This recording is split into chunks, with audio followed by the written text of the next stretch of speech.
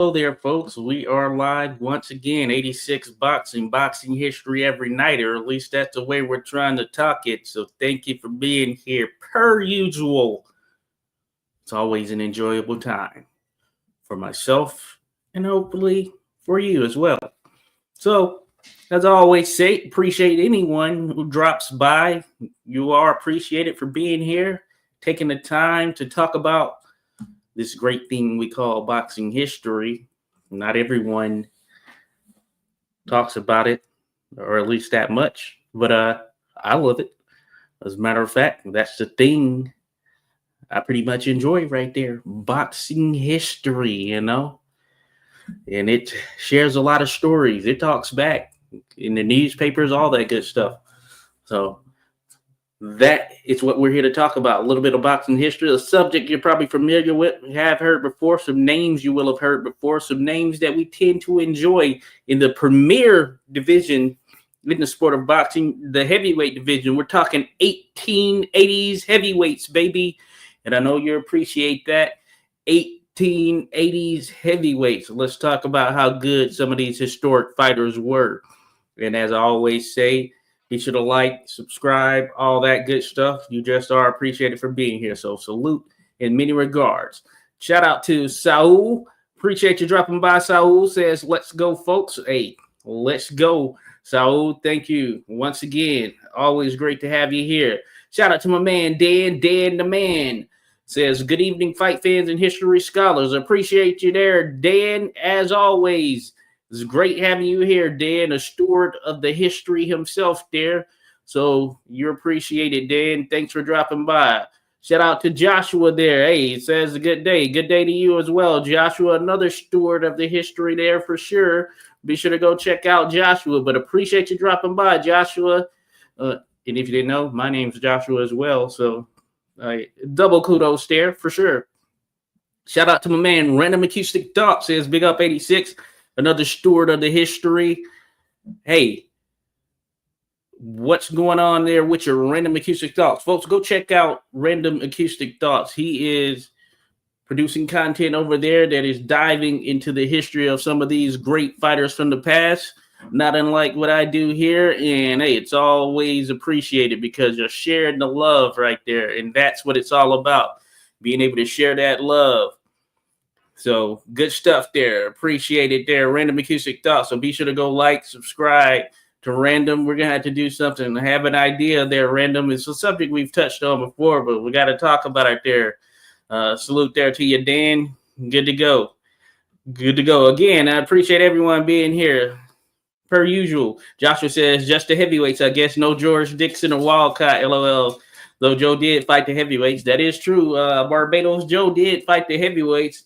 Yeah, I intended to stick with the heavyweights here, but of course, we did tend to veer off the beaten path at times.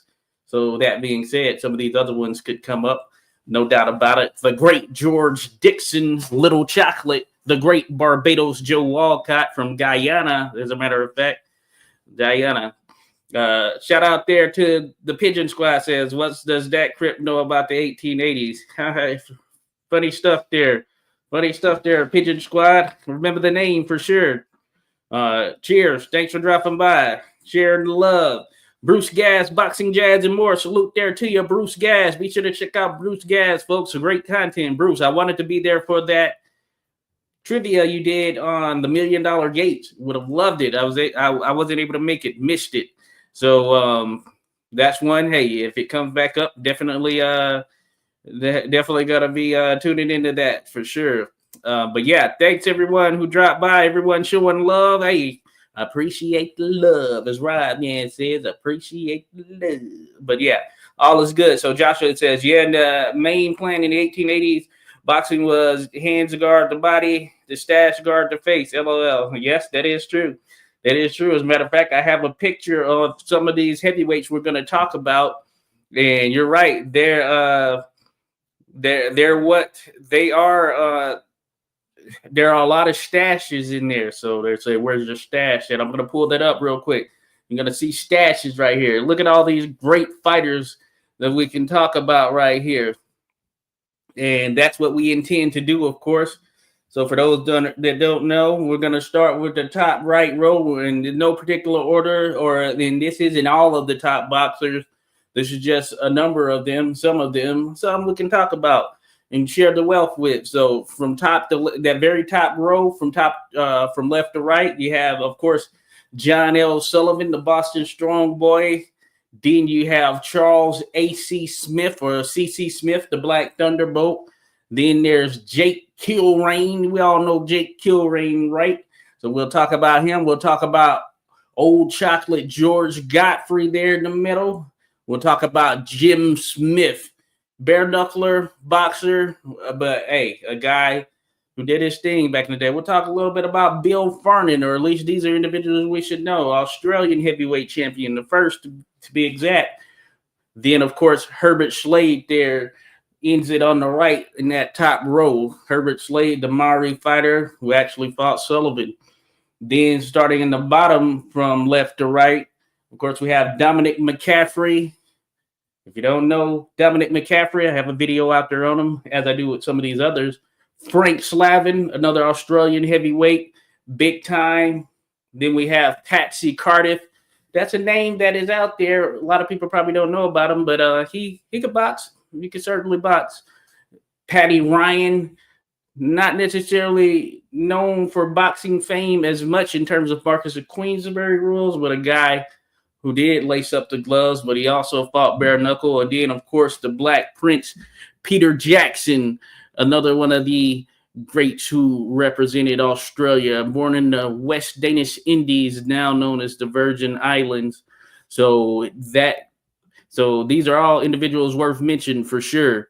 So shout out to you all for being here. Josh Taylor, cheers there to you. Josh Taylor says, how tall are you all? Jack Dipsy for sure. Jack Dipsy for sure. Hey, Jack Dipsy. Oh, yeah. So non-Perel Jack Dipsy. He's someone that I didn't mention in here. Now, he was, you could be talking about the other Jack Dipsy, but non-Perel, he fought some bigger guys and all that stuff. The middleweight champion there, the first one. So he's certainly a mention. How tall are you all? Yeah. So, yeah. We could go over how tall they are.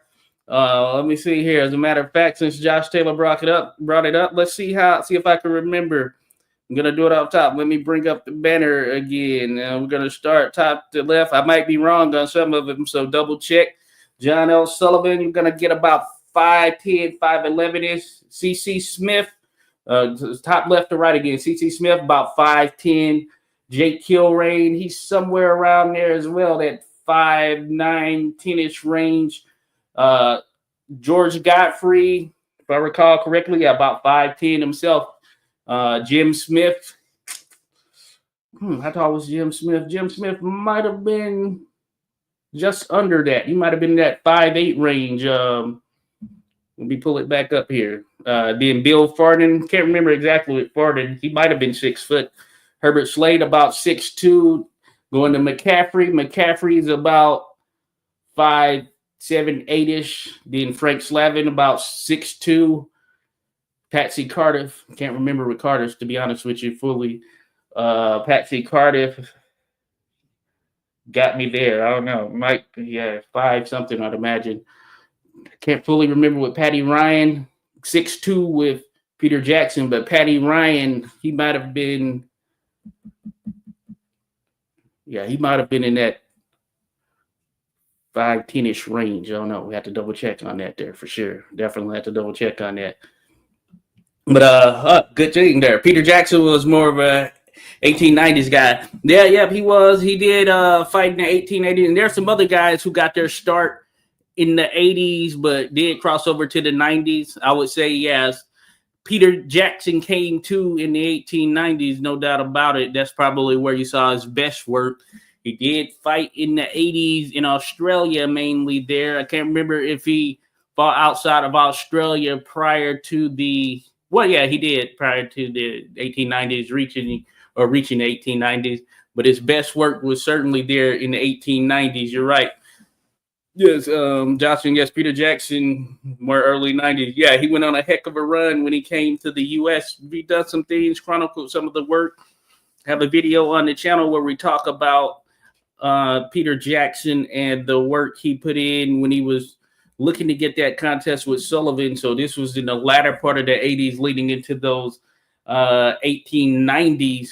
He went on a heck of a run. He scooped up the, of course, colored world title, British world title, some other ones as well.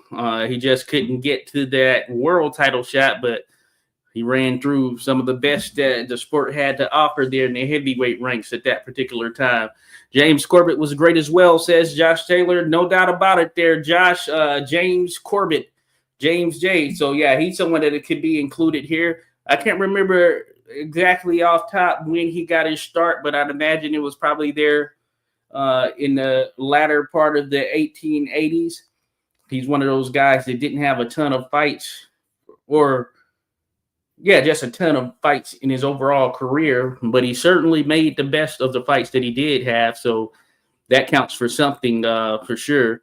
But heck of a fighter, no doubt about it. There, Josh Taylor, gentleman James J. Corbett. So he wasn't in that picture profile that I had there, but someone worth mentioning. Now, Josh Taylor also mentions Joe Chewitsky. Joe Chewitsky, he was a beast, no doubt about it. Light heavyweight, fought at heavyweight. You know, he could traverse those ranks, but it wasn't uncommon for individuals during that particular day to fight well above their weight. And Chewitsky was one of those guys. He could carry it, and he was comparable with some of the other heavyweights size-wise in terms of weight during that particular period. But of course, we have heard some of the good stories about Joe Chewitsky and what he was able to accomplish in the sport, despite not winning a world title. But that being said, had an opportunity presented itself at the light heavyweight world title. I think he had a good chance of taking that. Had it been around there at the beginning, and had he had an opportunity, he would have had a good chance, you know. And he didn't have a long career in terms of years active fighting or years active as a pro in terms of official fights. So that could have factored into things as well. So he probably had some fight left in the tank at the time he retired. So that's of mention too. Joshua says, yeah, Jackson then talked for bouts with both Sullivan and later Corbett, but of course, both matches never went through. And it would have been pretty epic there, that Corbett match, just based on what we know of the first contest when the two went at it for 61 rounds there. That second fight would have been probably a thing of beauty. Likely it would have been one that we would have great accounting of. I'm trying to think in that period, maybe not film. We'd have some pictures for sure. We wouldn't have had film at that particular time, I don't believe. So, yeah, we would have had some film, and that would have been pretty dope. And I'd imagine it would have given a good account of Peter Jackson, that furthered kind of that understanding and knowledge of his career there for sure. So that is worth mentioning. Dan mentions in 1880s, George Godfrey held the World Color Championship for about 8 years. George Godfrey, he was definitely one of the top-notch heavyweights or just black fighters in general. Then George Godfrey fought a lot of wars with Kilrain in the 1880s. Yes, indeed. Indeed, yeah. He and Kilrain definitely were no strangers there. Kilrain knocked him out, as a matter of fact. And George Godfrey, like Kilrain, these were two guys who, hey, there were nothing to snuff at there during that particular period, and they got it the hard way, generally through actually fighting, going against competition, stepping in there with anyone. Godfrey, he was probably in that 170-ish range in terms of his weight, between 170 and 175. Probably where he's at his strong suit. And you see the pictures of the guy, he's absolutely ripped, strong fighter, and in very good shape. And that's one of the strong suits for him there. And he was very technical as well. He actually taught some fighters. Cousin of George Budge Byers, who would go on to win the Colored World Middleweight Championship as well as the Heavyweight Championship. And then, of course, he had Barbados Joe Walcott, individuals like that. So a lot of people learn from George Godfrey representing Canada. Matter of fact, from the bog there. Shout out to Rodolfo Rivera Jr. Appreciate you dropping by there, Rodolfo. Be sure to check him out, folks. Rodolfo, always great having you in the mix here. So appreciate you there, buddy. Joshua says, I'm sure once film came into account, we would have had a Corbett fight film, depending on what years, of course. Yes, most certainly. Most certainly. As a matter of fact, with Peter Jackson, it's unfortunate we didn't get him on film. Now, he did die right at the turn, or might have been at the turn or right before 1900. And his last fight was against James J. Jeffries. He was past it, of course, Peter Jackson at that particular time. But that being said, it would have been cool to have had some film of him. And that would have went a long way as well in terms of, for those who certainly love to see the film. Like me, I'm a reader of things, but that being said, I love to watch the film as well. So I'll go and throw in an old fight, no problem. Old black and white fight, doesn't even have to have sound or anything, and I'll go throw it on and watch it and enjoy it just because you're seeing these pugilists go at it from that period. And this is from the 1800s throughout the early 1890s, you name it, so there's something to it. Just see them in there applying their trade. There's a plus to that. So he would have been on film. And I would have loved to have had Nonpareil Jack Dempsey, who we brought up earlier, on film. He died if he had not died of tuberculosis, I think we would have gotten that, because he was stylistically, from what you read and all of that stuff, he was the type of fighter that even as he got up there in age, he would have been technically sound enough to still be very formidable, which would have been great. And I'd imagine we would have gotten film of him. Joshua says, had Corbett Fitz happened a few years earlier, I don't think it would have been filmed. Yeah, you're right there, Joshua. No doubt about it. It wouldn't have happened. So it would have been the early 1890s. I can't remember the exact year when Edison got that Black Maria. I know that's the iteration where he was filming some of the stuff in there, but he was doing some things in there in the 1890s. But yeah, so that was 1897, if I'm not mistaken, right? 1897, 1896 or 7. And yeah, had it been a few years earlier, it probably wouldn't have happened. And it was a success there as well. We got Corbett and Peter Courtney, it might have been, which was that 1894? It might have been 1894. So somewhere around there, so that's kind of that key point there as far as film, and when film could have been was more, or started to get infused in things. And of course, it wasn't everything. And I noticed, I read this somewhere, that Corbett film that Edison had, when he had filmed Corbett and Courtney, I believe it was initially going to be John L. Sullivan. Sullivan didn't want to move forward with it because he wanted more funding. And that was one of the reasons behind it, which of course we don't have really any film of Sullivan anywhere close to fighting form, and he would have been a shell of himself still, of course. Had that happened, if it was 1894, as I estimate, then yeah, he certainly would have been a shell of himself. That being said, he would have been formidable enough that we'd have gotten a little something. He would have still been a guy who could, I'd imagine, show you what he was about there on film. Just not that Sullivan of the early 80s, early 1880s, that is. So Joshua says, well, I'm glad we don't have film of a past Crown Jackson. If the Louis Marciano fight was the only film of Louis, would I view him as highly with no Prime Joe? But yeah, certainly it could have an effect on things, no doubt about it there. Yeah, if people only saw that, like, oh, this is your Joe Louis, this is your king. But yeah, that does factor in. And I think, yeah, some of that would have factored in with Jackson as well. And Jackson, of course, like Nonpareil Jack Dempsey, died of tuberculosis. So these are guys who are fighting and dealing with that issue.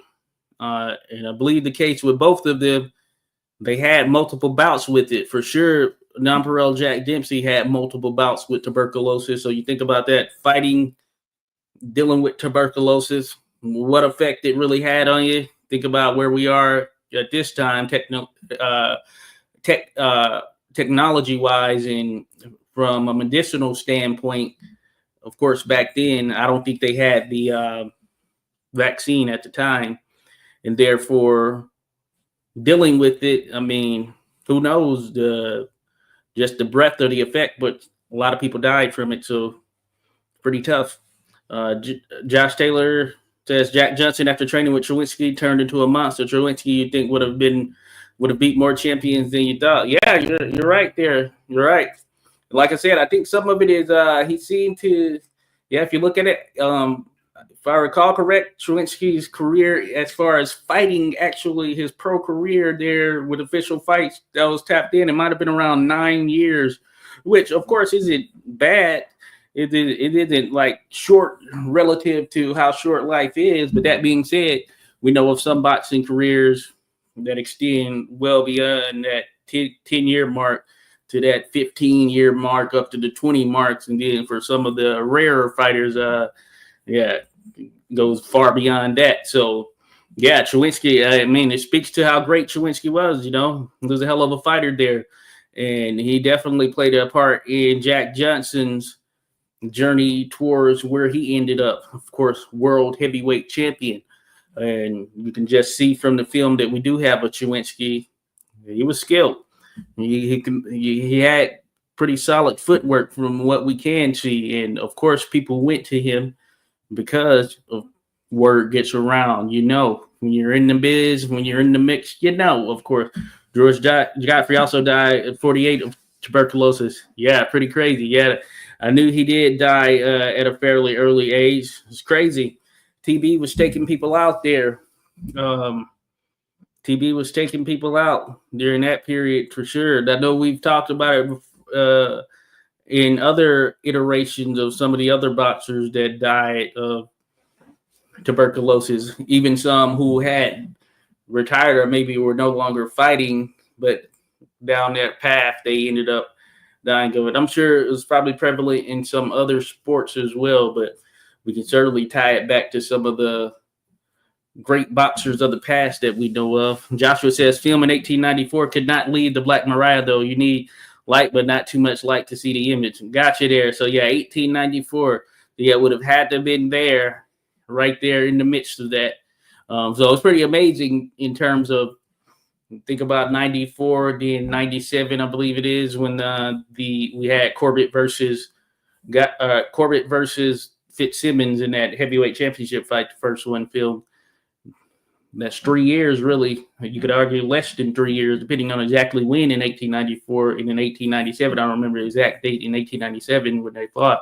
But that being said, that showed you how technology can move. But they had things out there. We have that footage. It's crazy we have that footage. It's pretty darn amazing to have footage of that. Very successful guy in real estate, Godfrey. Oh, that's awesome right there, Dave, for sure. Shout out to my mom there. Appreciate your mom. Thanks for dropping by. As always, great to have you in the mix here, showing some love. So thank you. Then I said, I think Lewis had a pretty good battle with Marciano for a while. Yes, he did. He did, for sure. Josh says, Harry Grebb's hitting the bag in shadowboxing, got a lot of hits on Greb. And I'm like, you can't use that to judge Greb. Be happy he can move and smile. Yes, no doubt about it. I've said that before. I've said it in a video, as a matter of fact, I've done on him. I can't remember. It might have been the earlier one I did on it. It was like an AI voice. It wasn't me speaking. But I wrote it. Anyway, yeah, that's not like Greb at his highest, at his finest point. These are these sort of promotional films or newsreels that they usually conducted for the purposes of getting the word out for the fight, promotional pieces for the fight. Not unlike what we see today, though it's evolved somewhat to some of these different reality style shows, face-offs and all that stuff. But that's what you can take with the Grab footage for sure. It's great to have that. Would be excellent to have a fight, but that was just him, just kind of showing a few things there. It's not like he was going full out, and he was sparring with Philadelphia Jack O'Brien, who wasn't an active fighter at the time. He was, past his active career. But that being said, they were working together, training. But Greb, I mean, all you need to know is look at his record, look at who he fought, look at who he fought that we do have on film, and that tells you that this guy must have been something serious to try and deal with right there. So you can say, think, and try to tie in exactly or whatever you may, but at the end of the day, what you can't take away is the fact that we have countless Hall of Famers that Greb was in the ring with and defeated, a number of them in pretty much unquestioned fashion. So that tells you how good of a fighter this man had to be there for sure. Joshua says Choichi was too good for many top fighters to take the risk, though. Certainly. And that might have been one of the reasons that he decided to, hey, I'll, end things a little bit early relative to, thoughts behind it. Joshua said, yeah, TB was a big cause of death for that era. Gans, another victim. Oh, yeah, that is right. Joe Gans. I mean, man, there's so many boxers we can tie it to, especially from the era, because it's such a historic era. Gans, he was about 35, I believe. TB took him out. Man, it's crazy. Yeah, I wasn't even thinking about Gans there, Joshua, but yeah, you're spot on. So there's another fighter. I know there's some others as well. We could probably name so many. It's insane. Cheers there to you, Skywalker Boxing Meter says salute battle in chat. Cheers there to you, Skywalker. Thanks for dropping by there, Skywalker. Be sure to check them out, folks. Skywalker Boxing Media has content on his channel, interview style content. So be sure to check that out there, Skywalker Boxing Media. Again, we're here at 86 Boxing. We're talking boxing history. We're talking 1880s heavyweights. We've spoke on some of them. We have some in the chat that we're speaking on. I pulled up a picture, of course, and I'll pull that up again just so folks can see it. But we'll keep chugging along. We'll dive into some more as that opportunity presents itself for sure. So there's a picture that I mentioned there, 1880s through 1889. This isn't everyone, of course, but certainly worth mentioning. Joshua says, but the Corbett Fitz film would improve where you can actually take the camera outside. Yeah, certainly. That was big. Technologically speaking, big time for sure. Skywalker says, I'm here for the intro lesson. All right. Appreciate you there, Skywalker. Certainly, hey, all of us, hey, we're learning, sharing, and socializing over boxing history there. Shout out to Murda. He says, hi, Joshua Brewer. Hey, appreciate you, Murda. Love to see you doing your thing there, Murda. Thanks for dropping by there. Much love to you and the fam for sure. Talking boxing history here. 1880s heavyweights. There are a ton of them. Certainly a ton of them. Joshua says, Greb did not want to lay the great Jack out. It was not a real fight. Both were going easy. Certainly there, Joshua. That he didn't want to. Hey, that would have been an interesting one right there. That would have been an interesting one. Greb and Dipsy, and man, yeah, Greb. Hey, something special there for sure. I love Jack Dempsey, one of my favorite heavyweights. But Greb, hey, he's a problem for any and everyone, regardless of the situation and the fight at hand. Oh, okay. Yeah, you're jumping up there. Okay, got you there, Josh. Oh yeah, I see there. I see what you're saying there, Joshua. Cheers there, Blake. Says Blake, I can't believe we have boxing footage from the 1890s, but none of Harry Greb or Robinson at welterweight. Like, yeah, it's crazy there, Blake. So shout out there to you, Blake Gallimore in the mix here. Appreciate you there, Blake. Great to have you dropping by, buddy. Salute to you. Always good to chat. My man Blake knows about Greb for sure and the work that he puts in. So shout out there to you, Blake. But yeah, it's crazy we have no film. You think about all those. Yes, it's a travesty when you think about it. All those fights, all of those Greb fights. Him, Maxie Rosenblum. We don't have any Maxie Rosenblum footage. All of those freaking fights. They fought each other, but yeah, nobody, Yeah, it's crazy. It's crazy to think about it there. Shout out Skywalker said free touch. Shout out, keep clicking on that box. Hey, appreciate you there, Skywalker, for the super chat. Hey, thanks there, buddy. Hey, certainly didn't have to, but hey, appreciate it, of course. But yeah, thank you. Hey, boxing history. Hey, there's love there for it. Always, always. That's one of those things we're gonna keep going at all costs. Keep boxing history alive, folks. Meet O'Brien. I got you there, Joshua. You met O'Brien, not Dempsey. But hey, we know both of them. Hey, they share some little work there. We've talked about the Dempsey iteration before for sure. Blake Dellamore, Joshua actually grabbed Dempsey. Sparring was all out and drew thousands, including movie stars. Dempsey would not have went easy and allowed Greb to beat him. Greb ran circles around Dempsey. Oh, yes. Heard about that there, Blake. Didn't I hear? So there was some footage from around that time of Dempsey sparring. I've seen some pictures because there was this heavyweight. I can't remember his last name, Garcia or what. He's like, I believe he was of Mexican descent. And it's from that same, I don't know if it's the same week.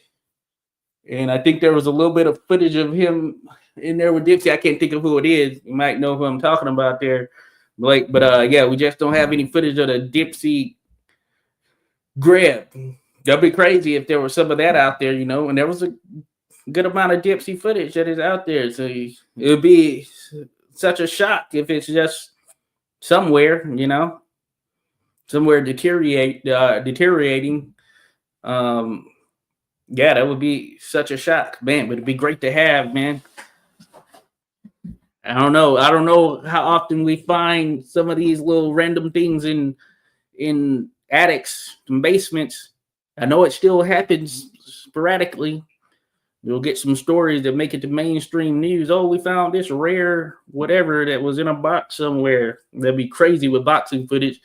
Of course, in all likelihood, a lot of the people that have it probably aren't going to be in tune with boxing history to know who is on that footage unless it says it, you know. But it would be cool, you know, to have something, even if they have unidentified boxers and they just popped up. Then I'm sure collectively between the community of boxing people who are interested in the history, something would be found out, you know. So it would be crazy. Joshua says O'Brien was in his 50s and long retired by the time he sparred with Greb. Yep, certainly. Hey, and he had a pretty extensive career, former light heavyweight champion of the world there. Also fought at heavyweight. Philadelphia Jack O'Brien fought Tommy Bryan, or not Tommy Bryan, but Tommy Burns. Heavyweight title on the line. Joshua says we also have a bit of Jeff Sharkey. Thinking you mean Jack.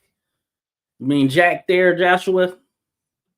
If I'm thinking there. And of course we know, yeah, Jack put in that work. He's actually has a pretty solid style overall. A focus, solid, locked in. Jack Sharkey is pretty nice.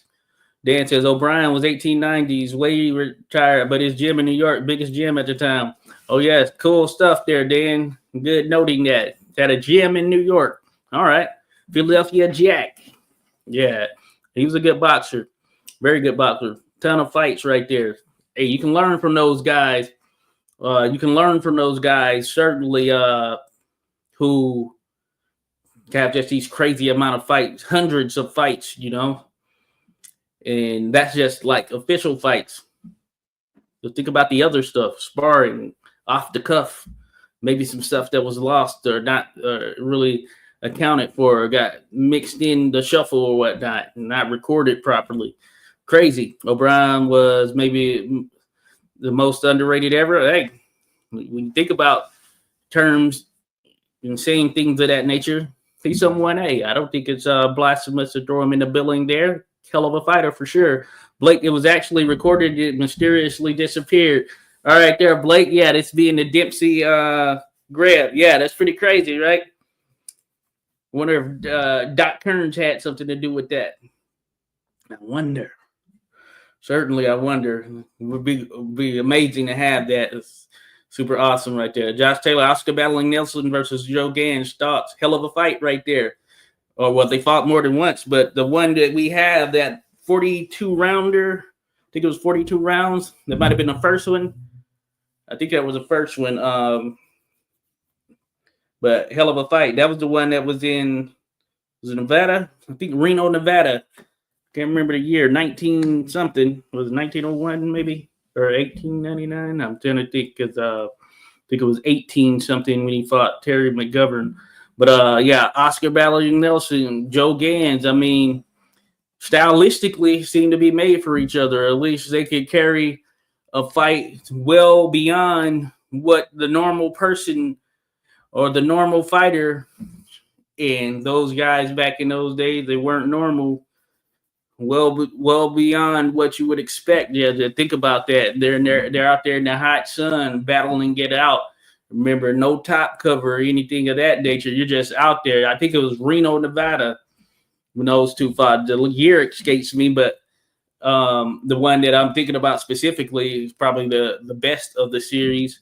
And Gans and battling Nelson go and get it. There's some footage out there on YouTube. I know there's some that people have put in color, some have pieced some together, so you get a significant amount of it. You see them, you get a lot of infighting, these two battling it out. Nelson was about that. We know Gans, top tier boxer in terms of stylistically, you know, he could box and move and all that stuff, but he can exchange as well. A guy with 100+ knockouts. You know, I think he had 101 knockouts. So Gans, one of those guys that known to scrap and battle, or battling Nelson, rather, known to scrap and battle. The Dane there, and yeah, you get to see a bit of that trading there on the inside. This is under Marquess of Queensberry rules, folks, going 40+ rounds. And of course, we've seen some longer fights in other situations and all that stuff, but this is, hey, one of the greats that we have on film. I can't remember if, I think they just have that one on film, right? I think it's just that one that is there and on film. Now, yeah, and this was a disqualification, but I'm trying to remember if they fought 2 or 3 times, but I know the last iteration of it, Nelson stopped Gans. You know, they mentioned this in, or what am I thinking of?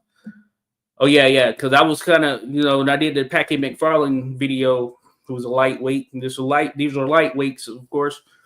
When I did the Packy McFarlane video, if you've seen that, then yeah, there's some crossover in terms of Packy McFarlane during that period, and then battling Nelson, Joe Gans.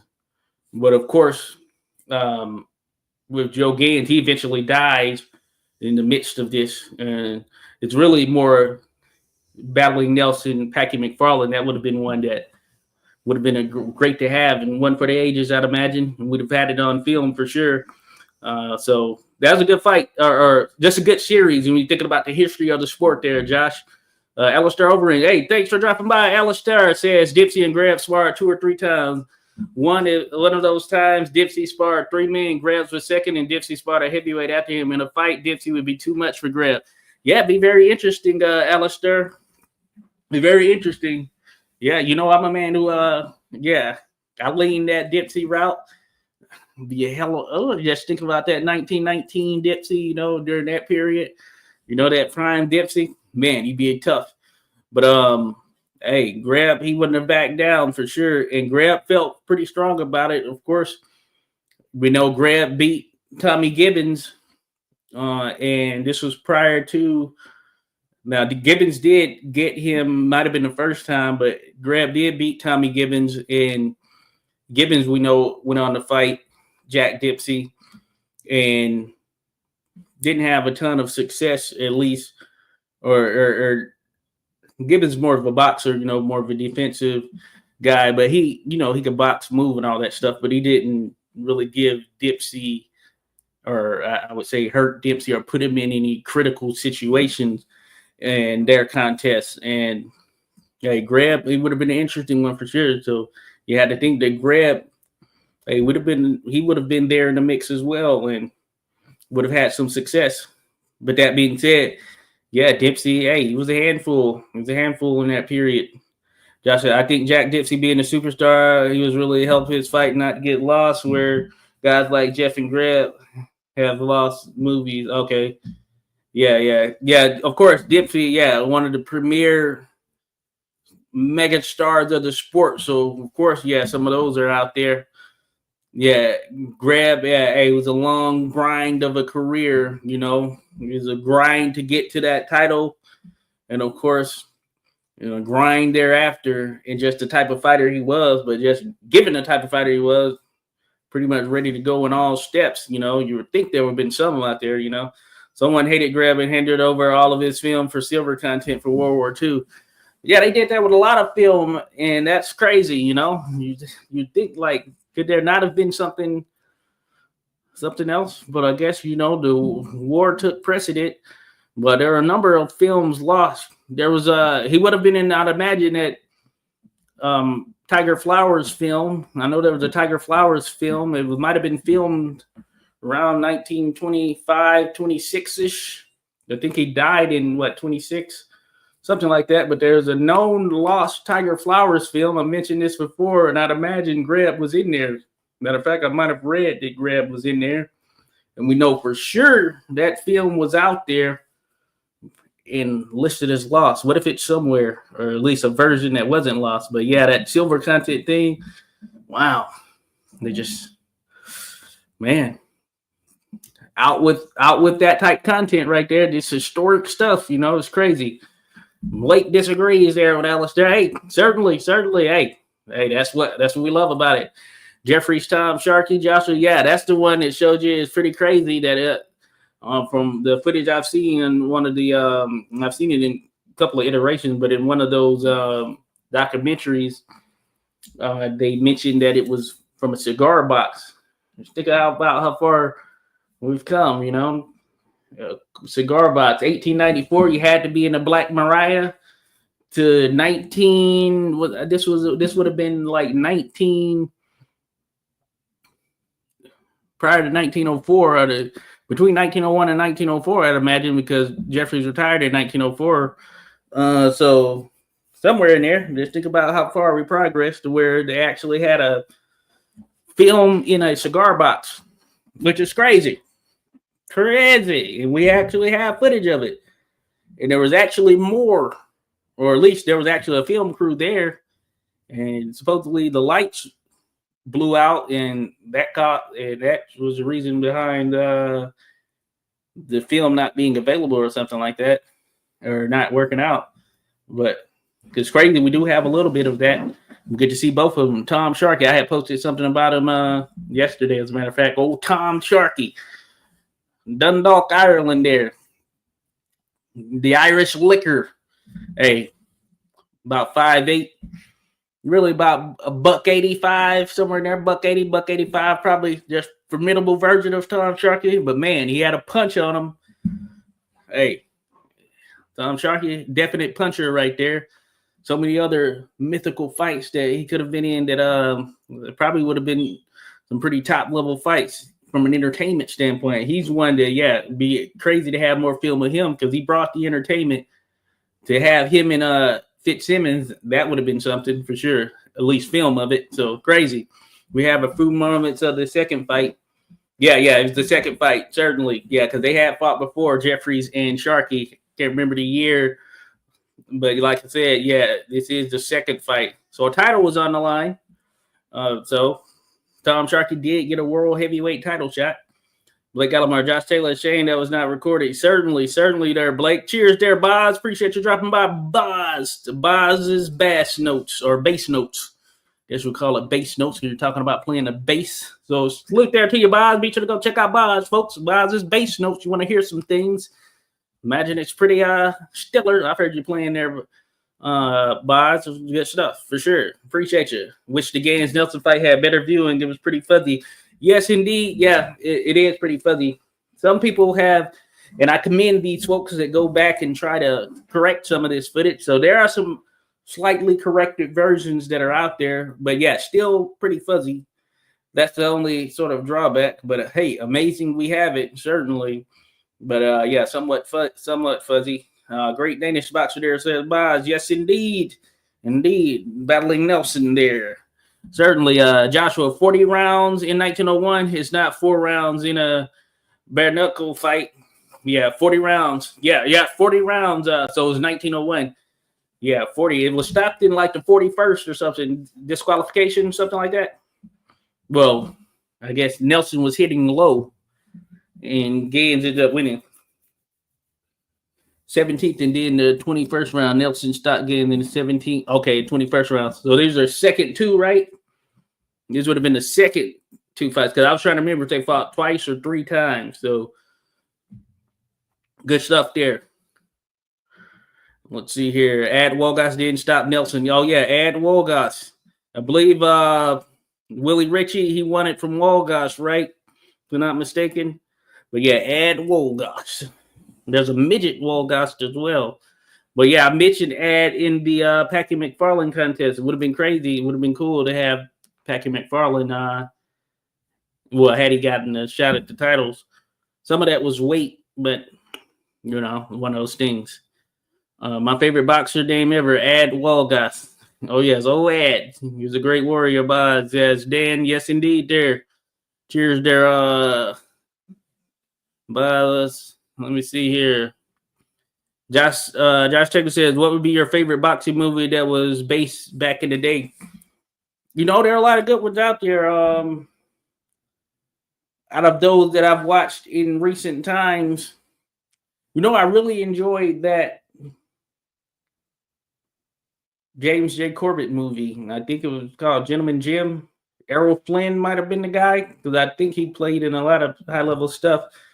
But I can't remember the year. It might have been 1951 or something like that. Or it might have been before that. But that one, that Jim Corbett movie, I thought it was pretty solid, you know. Would have liked to see some of the other contests thrown in there, but I thought it was put together pretty well. You got a feel for Corbett and kind of how I describe some of the things we do know. You know, he was considered to be kind of arrogant, cocky at times and all this stuff. You got a feel for that. Of course, they had the love interest angle in there, which, you know, that's part of a movie and pulling it all together there, Josh. But I really enjoyed that one. That was one that I watched. And primarily because they did mention the fights and kind of showed some of them as they happened to a certain degree. They had him and Chowinski fighting on the barge there, which was pretty cool right there, you know. So I would say that one is certainly one of them. Yeah, and then, of course, yeah, just thinking about that time period, I want to dive into some more. I told you, or I mentioned recently, yeah, one of the last ones I watched was the last two that I watched was the Jack Dempsey one from the 80s, and then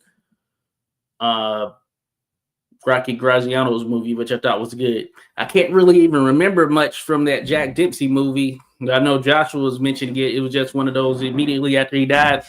But yeah, not a lot of memorable stuff there. I just remember him at the beginning punching that bag. I can't remember even them going through the fights really, which is pretty crazy. But I watched it. It's on YouTube. You can watch it. You look up Dempsey movie on YouTube. It's out there. But like I said, apparently not very memorable. But I remember the other ones. And I watched it like it would have been December, I believe. I think it was in December when I watched it. So that shows you that it wasn't too memorable. But yeah, so that's what I throw out there. Hello, everyone. As far as recent movies, more modern, I guess you can say, fighter style, I did like that Roberto Duran movie. I thought it was put together pretty well. Cheers there, Saul. Appreciate you. Thanks for dropping another comment there, buddy. Blessings to everyone from Saul. Good stuff, Saul. Thanks for continuing to be here. Jeffries with a strong SOB, says Bob. Yes, indeed. Athletic. No doubt about it.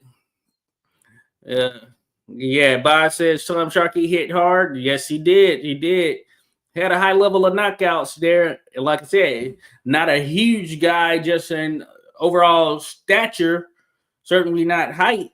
But, man, you can pack a punch right there. Sometimes you're just born with it. You're gifted in that sense, you know. Not everybody has it. So says, I heard in the forum that Peter Jackson versus Frank Slavin was filmed. Hope that it's true. When that would have been, I think they fought 1890. Because when Peter came on his tour here in America, might have been 1891 or 1890, 91 or 92, somewhere in there. But yeah, I'm not sure. It might not have been. It might not have been. Yeah, I don't think so. But that would have been crazy. Because I think they fought before. If you look that up, someone lets me know. Or let me see here. I'm going to look it up. Peter Jackson Sullivan. But I don't believe it would have. I don't believe it was around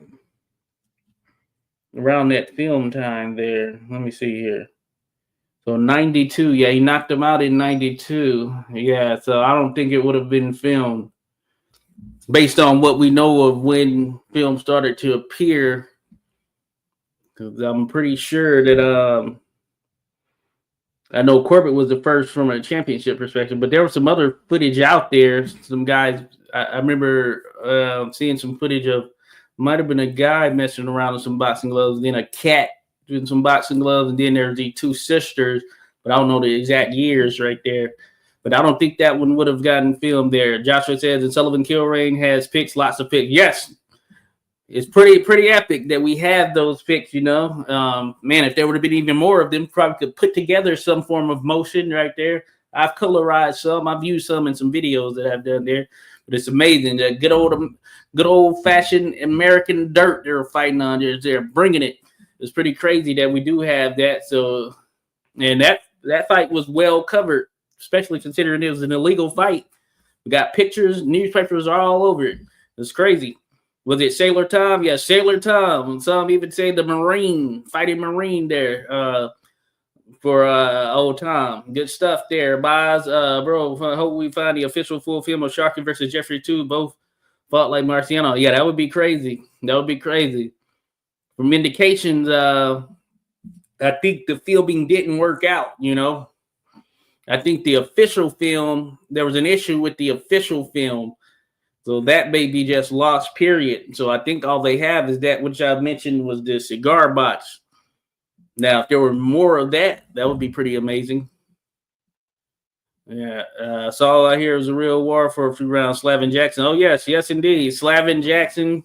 Sullivan was claiming to be the Australian heavyweight champion at the time. And, of course, Jackson wasn't hearing that. He was on a hell of a run at that time. So he was pretty much top notch in that particular time frame right there. And this is when he wanted to fight Sullivan. And now Sullivan wouldn't have been in his most formidable form. I favor Jackson during that period, certainly. Sullivan wouldn't have been at his best. You know, you think about, Corbett knocking Sullivan out. And it took him some rounds, but Sullivan at his best, of course, he would have knocked out Corbett. I've said that before. I wonder when we're going to get to the 20th century, like the 40s and 50s. Hey, one of these days, boss. One of these days. Yes. God bless you there, Dan. Dan always shares some good knowledge. Joshua, do you think Sharkey may have been the world champ? Had a few people not been around in that era. Yeah, right. Sometimes, you're just in some tough eras right there.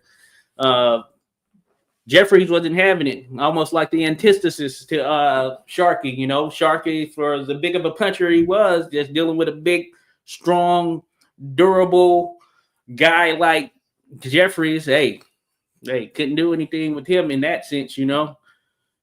Jeffries, just one of them. But maybe it would have gone a little bit differently had he got a shot. I wonder how he would have done with Corbett, you know, for instance, had he gotten a title shot. Interesting, right? Interesting to think about. Skywalker, 41 rounds, hardcore cardio. Oh, yes, indeed there. Hey, that's a lot of work that has to be put in.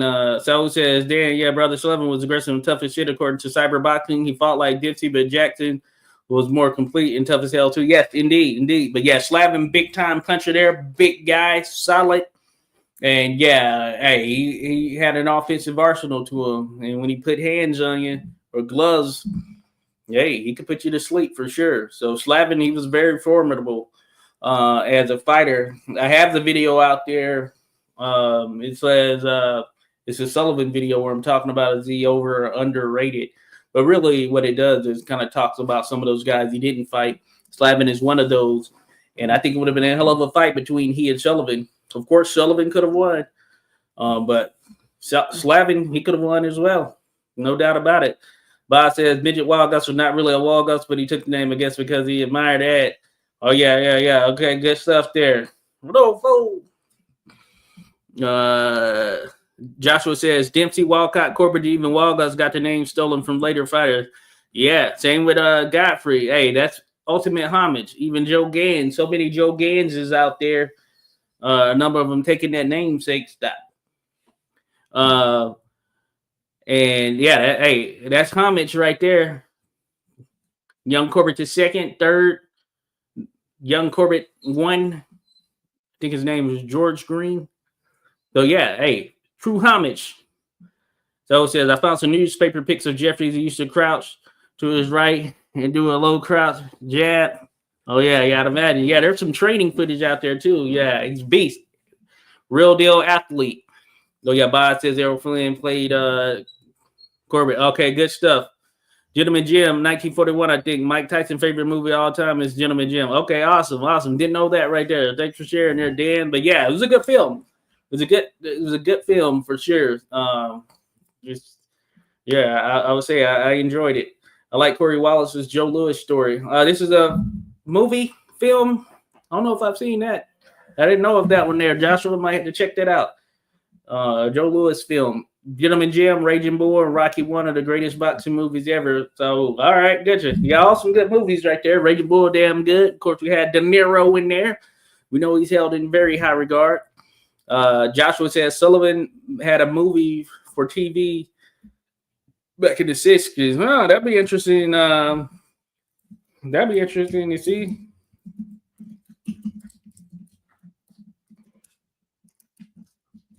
He's overdue for a movie that, like, here in modern times, that'll be amazing. I could do it, or at least I have some ideas formulating in terms of highlighting some of those grueling fights. Of course, we had to have the Kilrain fight in there. That would have to be one. So many ways you can go with that. That would be pretty amazing. But yeah, I had to check that out there, Joshua, because I wouldn't mind checking it out. Sort of like one of those TV movies. So I'm guessing probably a lower budget compared to some of the other like Hollywood films, I guess you can say, or regular or major motion picture films, I guess.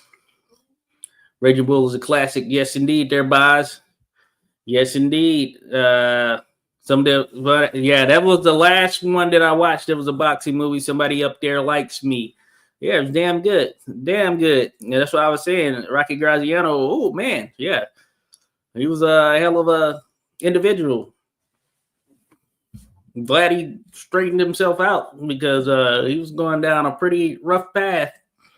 Josh Taylor, the champion of Auschwitz, a.k.a. the champion.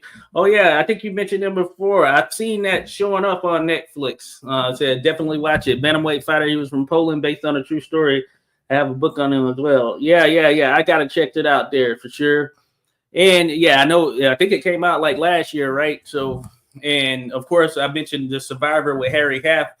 But I imagine kind of similar stories there in some sense. Except this guy was champion. Was he a champion?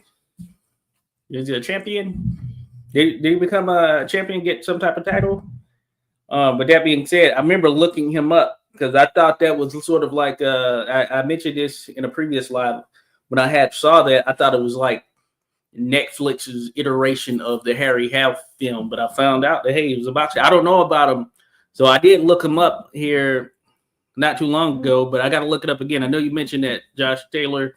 I'm gonna definitely have to check that one out there, But I'd imagine that's crazy. So I already know, he had to do some pretty disgusting things right there, given the treatment. So it's unfortunate for sure. But I'm gonna check that out. Dan says, "Boz, Fat City." Yeah, I mean you mentioned that when Dan said that was a pretty solid one. Yeah, I haven't seen that one either. The Harder They Fall. Yeah, I've been saying, I'm long overdue for checking that one out there. Shout out to my guy, Madcap Maxie. Saul says, my hopes of finding an OG fight film are back. Someone shared pics of the McCoy versus Corbett fight. Okay. Yeah, it would be cool if we had some film of that. I feel like there might be some stuff out there, France, Australia, Canada, US, of course. I feel like there's some stuff out there. The UK, maybe in the UK has some stuff out there, some great fighters from there. So I think there might be some stuff out there, and we don't have access to it all. Maybe some of these colleges have some things.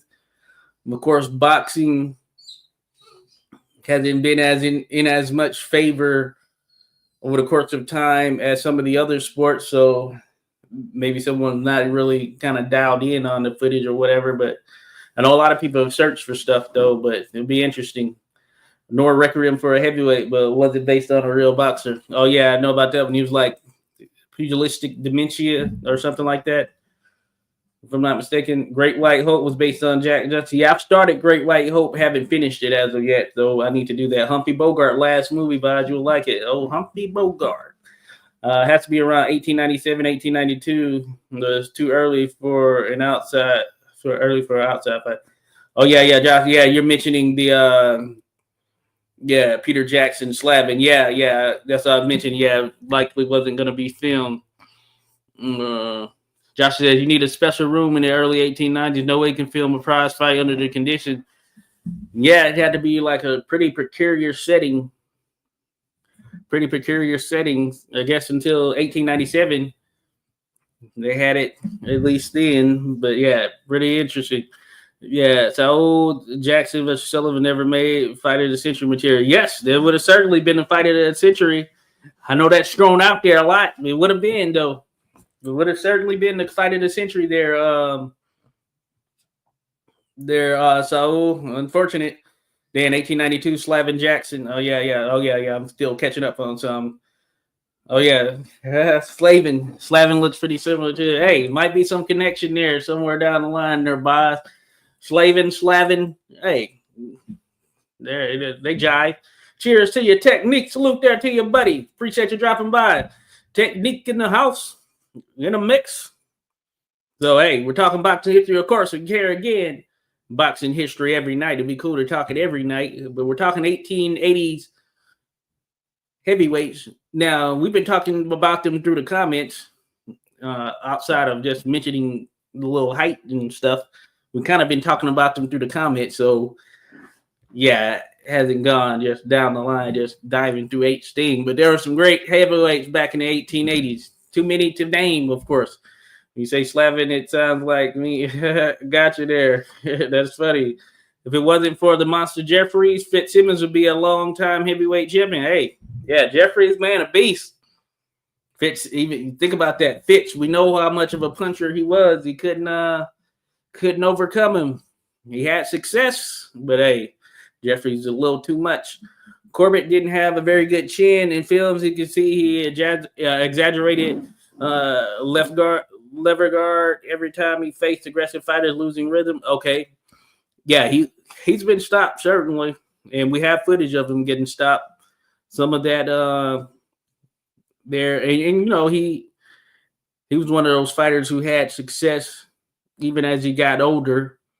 Even after he won the light heavyweight title after the world heavyweight title, right? So the guy who had success had that punch, carried it. But I know it's one of his films from later in his career that we have where he's getting knocked out. I forget who it is, but somebody really lays into him. Man, shows you how tough Corbett was. I mean, tough Fitzsimmons was. I know you know what I'm talking about, but man, yeah, it's one of the latter stages of his career there. Man, he got basically flatlined almost by somebody. I can't remember who it was, though. Indeed, then. Yeah. But his boxing skills are so damn good. I love his herky-jerky head movement there. Oh, yeah, good stuff there. So, yeah, Fitzsimmons, one of the best of all time. In the running, greatest middleweight of all time. You can even throw him in, greatest fighter of all time. I mean, that speaks volume. Natural punch to him, Natural, just natural. You can't teach that. He just was raised, and, man, just out there. Joshua D. the Prime Sullivan was a damn menace, but after that Corbett versus Jackson time, he was so washed. Oh, yeah, he was. Yeah, Sullivan had so much stuff going on there through the mid and late 1880s, both in the ring and outside of the ring, and more frequently outside of the ring. He had a lot of issues going on right there. So, of course, that certainly played into the downfall of his career there in the latter stages. And, of course, with other interests coming from the outside, him, of course, not training as much, not focused on the sport of boxing. And it showed, of course. Kind of sad the way he went out. Certainly wasn't on his terms. Even if you think about after being stopped by Corbett, all the repeated comebacks and insinuated comebacks. And I know he did some kind of fight exhibition type thing with, I think it was Jim McCormick, one of those heavyweights, and showed that he still had a punch to him, but certainly not the official status that, that we would have certainly have documented and still appreciated, if that were the case there, had Sullivan. Hold on, give me 1 sec. Let me get this. I'm gonna pull up this little thing just so I can let the dog out. She's basically forcing my hand, but I made this right here for John L. Sullivan. Go.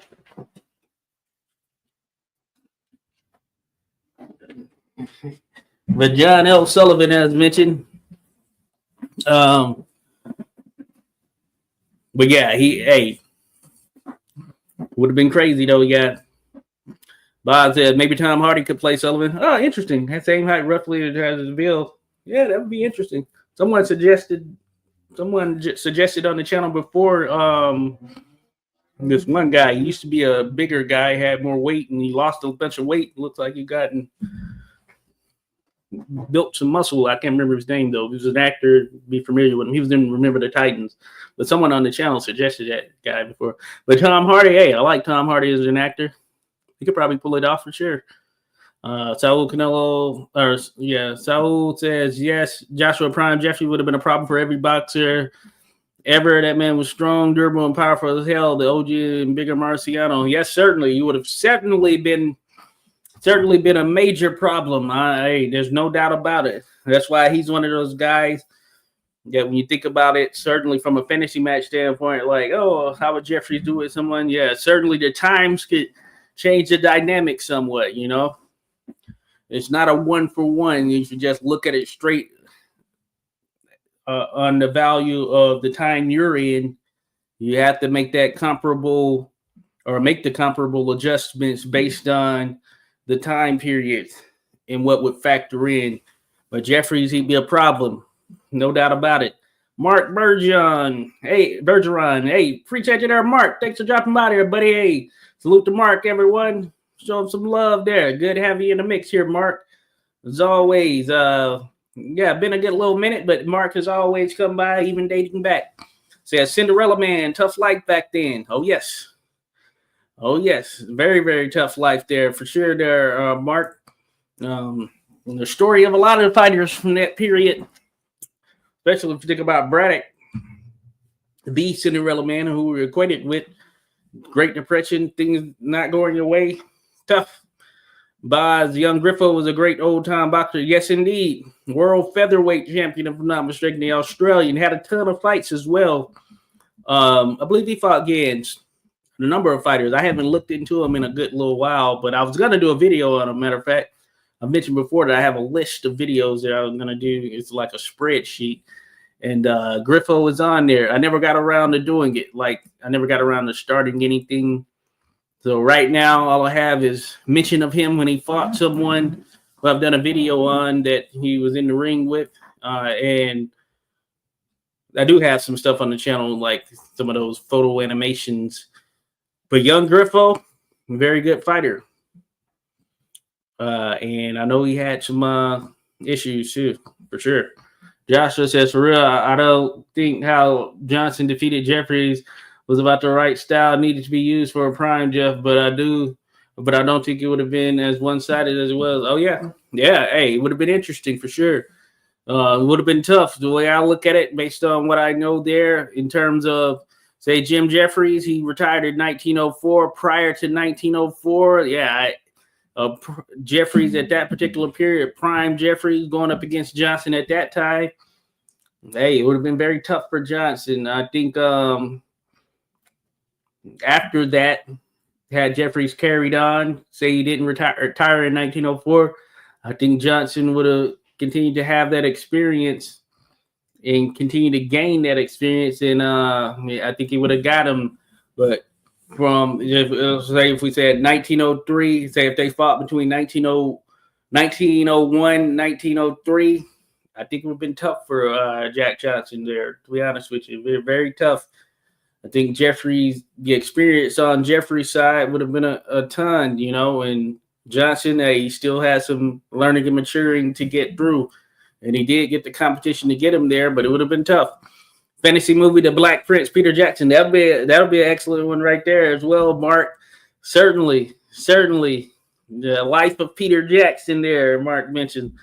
Yeah, and that's a story that they will be news to a lot of people, even people who are fans of the sport of boxing. A lot of people don't know about Peter Jackson there for sure. So that would be a very good story right there to be told, and it will introduce some people to a fighter. I love the mystique of that, kind of the thought of that sort of grand introduction. I guess that's kind of how, like, us having some of these discussions and creating some videos on some of these fighters, introducing them to others who are fans of the sport, maybe the history, who may not know of them. And it shows just the power of some of those details and accounts, stories, writings, pictures, some film that we have from back then. Powerful.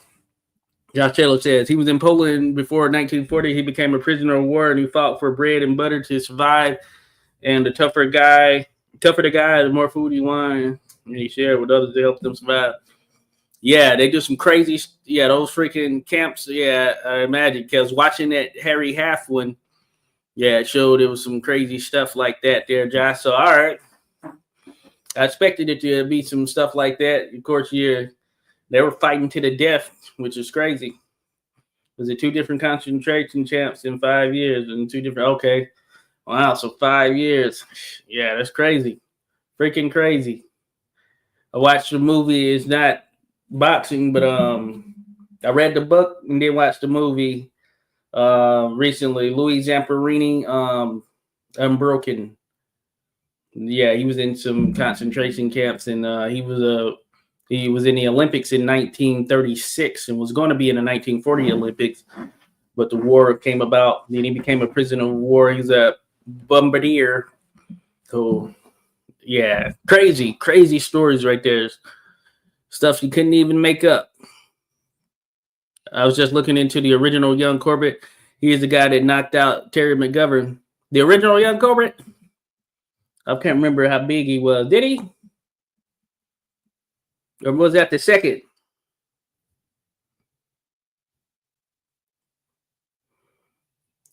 I wonder if that was the second there, boss.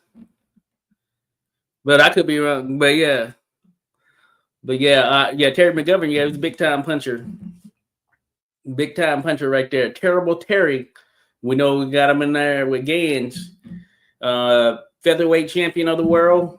Gans was lightweight he moved up to lightweight when he fought Gans, stopped him in a fight that is considered fixed, but some think otherwise, which may have been the case, But that being said, so that was Young Corbett, Gerald Green, who knocked out Terry McGovern. I just remember. I know he was in with a few pretty solid top level fighters of the Young Corbett's. The Young Corbett's second, Young Corbett's third were certainly top level. Green was top level, but I can't remember if it was him. But you could argue Young Corbett's second, probably one of the more formidable ones, or the most formidable of the Young Corbetts. But that's no slight to the third. He was a beast as well. Came at a little bit later time. So, but the great one, underrated Young Corbett second from Denver. Okay, yeah. So yeah, it's the second one that would have beat Corbett, right? So all right, cool. So Saul says Jeffries had Fitz number. I see that fight as Walcott versus Marciano. According to the newspapers, Fitz was on fire, giving him a master class that day. But the weight gap and Jeffries' durability were too much. Yeah, certainly. And that factored in there. Yeah, that's what made Jeffrey such a unique fighter right there. Unique athlete, unique boxer, pretty crazy thinking about it. Fitzsimmons pulling shift made it in the U.S. Marines manual by Biddle. Oh, yeah. I know you mentioned that before, Mark, and I remember looking that up. I didn't go through it. I need to pull that up again, though. I do need to pull that again. Fitzsimmons. I know what you're talking about. I know that it's out there. I did pull that up before. I can't remember. I don't think I went through it. I remember seeing the cover and everything. Fitch, or at least the mention of Fitch there in the, I guess what would have been the first page or cover. But good stuff there, Mark. 54 pounds gap between Fitz and Jeffries. Crazy. I know it was a significant number there for sure. Hey, that's a lot to overcome right there. So that shows you how athletic Jeffries was. He was able to hang out and endure. He had the endurance. He could endure a little bit more than what Fitz had to offer, even with Fitz being a big-time puncher there. He was a beast. Fitzsimmons killing shift made it to USMC. Okay. Yeah. Gotcha there. Yeah, I need to go through that, though, Mark. That's awesome right there. Super 5. Shout out to all the Marines out there. The fellow Marines, hoorah. Good stuff, Mark. Going back to Sullivan, you have to be at the top of your game in condition, perform at the top level. The booze, women, and high. Yeah, it ruined them. Yeah, they did there, Joshua. Yeah, you had to be certainly in your top form to deal with them at his best. There's no doubt about it there, Joshua. And I think that's what we saw in terms of throughout his career. For those that he did fight, he gave him that work for the most part. And he had some tough moments in the midst of even some of those fights that he fought prior to Corbett, but it was formidable, no doubt about it. Trussell's Fitzsimmons was really pounding Jeffries, especially in that second fight. Yeah, Fitzsimmons had loaded gloves. Jeffries said he knew but didn't care because it hurt his hands as much as extra hitting power. Oh, yeah? I didn't know of that one right there, Dan. I have to look into that. Yes, Hardy would be good there, Bob. Sullivan had a body of a Greek god in his prime and was fat at the end of his life. Yeah, he got pretty big, almost a far cry from the man that he was in terms of you see him there older. Yeah, certainly a drastic difference. Very drastic, he kind of just, I guess he just kind of gave up working out, period, and at least aiming at taking care of himself. I know he was in a better state as far as he wasn't drinking when he died. At least he had been sober for a number of years or whatnot. But yeah, it's certainly drastic from the guy you see there, right there, this prime, especially in that famous picture you see him with the handlebar mustache with his arms crossed. That was a Sullivan that was, the Boston Strong Boy. Fitzsimmons really used plaster Paris. I heard he had it too, but I've never saw much info about it. Yeah, I don't know about it there. So I got to look into it. Yeah, I got to look into it. I don't know that for sure, but yeah, Dan says it's a rumor. Hey, I know, Dan, you're on your game. Yeah, I'd have to look into it, but I mean, he was known to be a puncher any way you slice it. So whether he needed that, I don't know, but can't put anything past anyone. Griffo, phenomenal fighter. A lot of Australian fighters were bad alcohol. Yeah, got you there, Dan. Certainly. But I said, yeah, Rose became an alcoholic too. Oh, Lionel Rose. Fitz did not need to have plaster Paris. He had power. Was other world like, yeah. No, I'm with you there, Joshua. So yeah, I don't know of it, but interesting. Mark says they suspected Jax Dempsey having loaded gloves against Willard too. Yeah, I've heard that one. Kearns had said something, came later. But I don't know, man. You look at the footage, he's just giving Willard a pounding, and Willard's not using any form of legitimate fundamental blocking. He's just getting pounded. So that pounding certainly happened, and it was all dished out by Dempsey there. Maybe Willard should have blocked, but maybe he didn't know how or wasn't ready. Too fast. Dempsey too quick, too fast, explosive. On point, Joshua, no matter who the opponent was, top dog must always be in shape and ready. Munguia versus Sarase is a clear example of this. Oh, yeah. Caught him. Changed the game right there. Change the trajectory of your career. Never count a man out. Sometimes, hey, all it takes is that one punch. Dan said, so I was there. Nah, just when you thought I was you thought you were normal. Yeah. Let's see here. Didn't one of the bare knuckle champs get a movie not long ago? I did see a movie on. Well, I don't know. That may have been the case. But I did see a movie on. I think it was Jim Belcher. He was English champion. I think it was in the time of bare knuckles. But they showed him fighting in gloves there too. I had looked up some stuff on him. I don't know a ton about all of the bare knuckle guys. I do know some of them, of course, some of the names. But I watched the Belcher movie, looked up stuff on him. I can't think of the guy he fought who was he was a pretty good fighter. I think he retired undefeated, but he didn't fight after that last fight that fight with Belcher. Of course, I know about some of the other ones like Cribbs, Richmond, Molyneux, Mendoza. There's some others. Broughton, I know he was, well, I guess modern technique boxing, that type stuff. But yeah, I should dive into more. There's an Ungloved era on Facebook. Darren Dotson runs that pretty good. He shares a lot of good stuff in there. I haven't been in there in a while, but whenever I go by there, check out some stuff. But he shares a lot of good stuff. But there might have been a movie, but I know there's a Jim Belcher movie. I feel like Russell Crowe might be in it. He plays the I don't know if it's Jack. Well, he plays someone who is the relative of Jack Broughton, or what's the other guy? Either Jack Broughton or the other guy who's, I'm thinking it's Jack Broughton, but I can't think of the other guy who looks like Jack Broughton, who was one of the early guys who brought like the boxing rules and techniques. Not Jack Broughton. I'm trying to think of Fig. Oh yeah, James Fig. So he was one of the two, but I think it was Fig in that Belcher movie that I'm thinking about. Cheers there to you, Rasclot.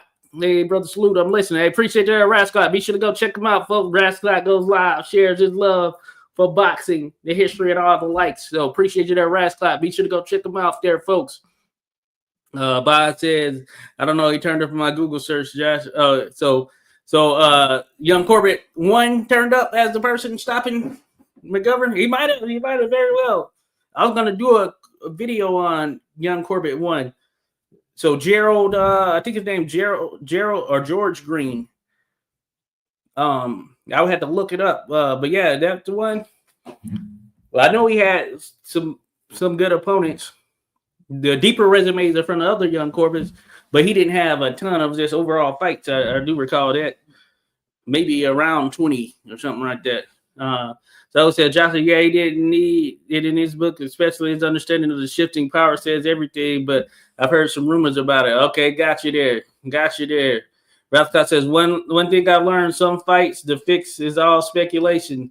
Oh, yes, there indeed, Rasclot. Indeed. Hey, you get a lot of rumors out there. James Belcher was one to get a film a few years back. Oh, yeah, that one, Joshua. Yeah, I saw that. I might have saw it like about 2 years ago, something like that. I thought it was pretty good.